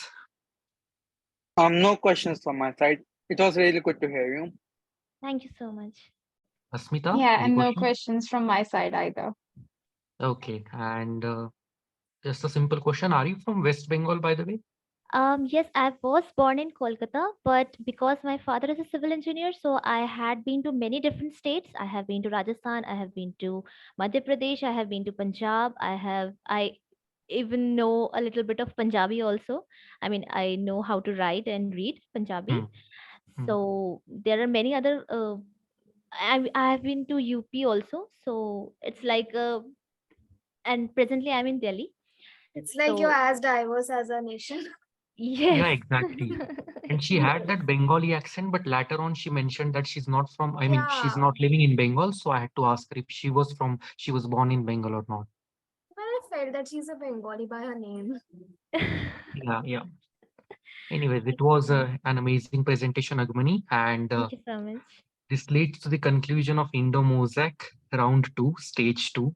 Finally, after 3 hours of continuous articles from the 9 best participants, honestly, when I was sorting out the articles from all the articles we had, when I was choosing the best 9, I was thinking that the session might extend max to max 1 or 1.5 hours because they are just supposed to explain it. But I'm amazed by the knowledge all of you possess about the respective culture, about the respective state you're trying to you're trying to explain. And yeah, I think we can conclude it over here. Thank you so much for joining. The results, just a note to all the participants, the results will be declared by tomorrow or the day after tomorrow. And you don't need to worry. I'll be informing it via email. So just stay updated on your student email ID. And I'll be ending the meeting over here. Thank you so much for joining in, everyone. Happy Navratri. Enjoy the festival. Have a good night. Thank you, Ayush Bhaiya. Happy Thank you. Thank Navratri you. to Thank you, sir. everyone. To Thank everyone. you. Hope you enjoyed this. Shubho Durga Puja to all of you. Good night, Yeah. everyone. Thank you Good so night, much. everyone. Good Shubho night, Durga Puja, everyone. everybody.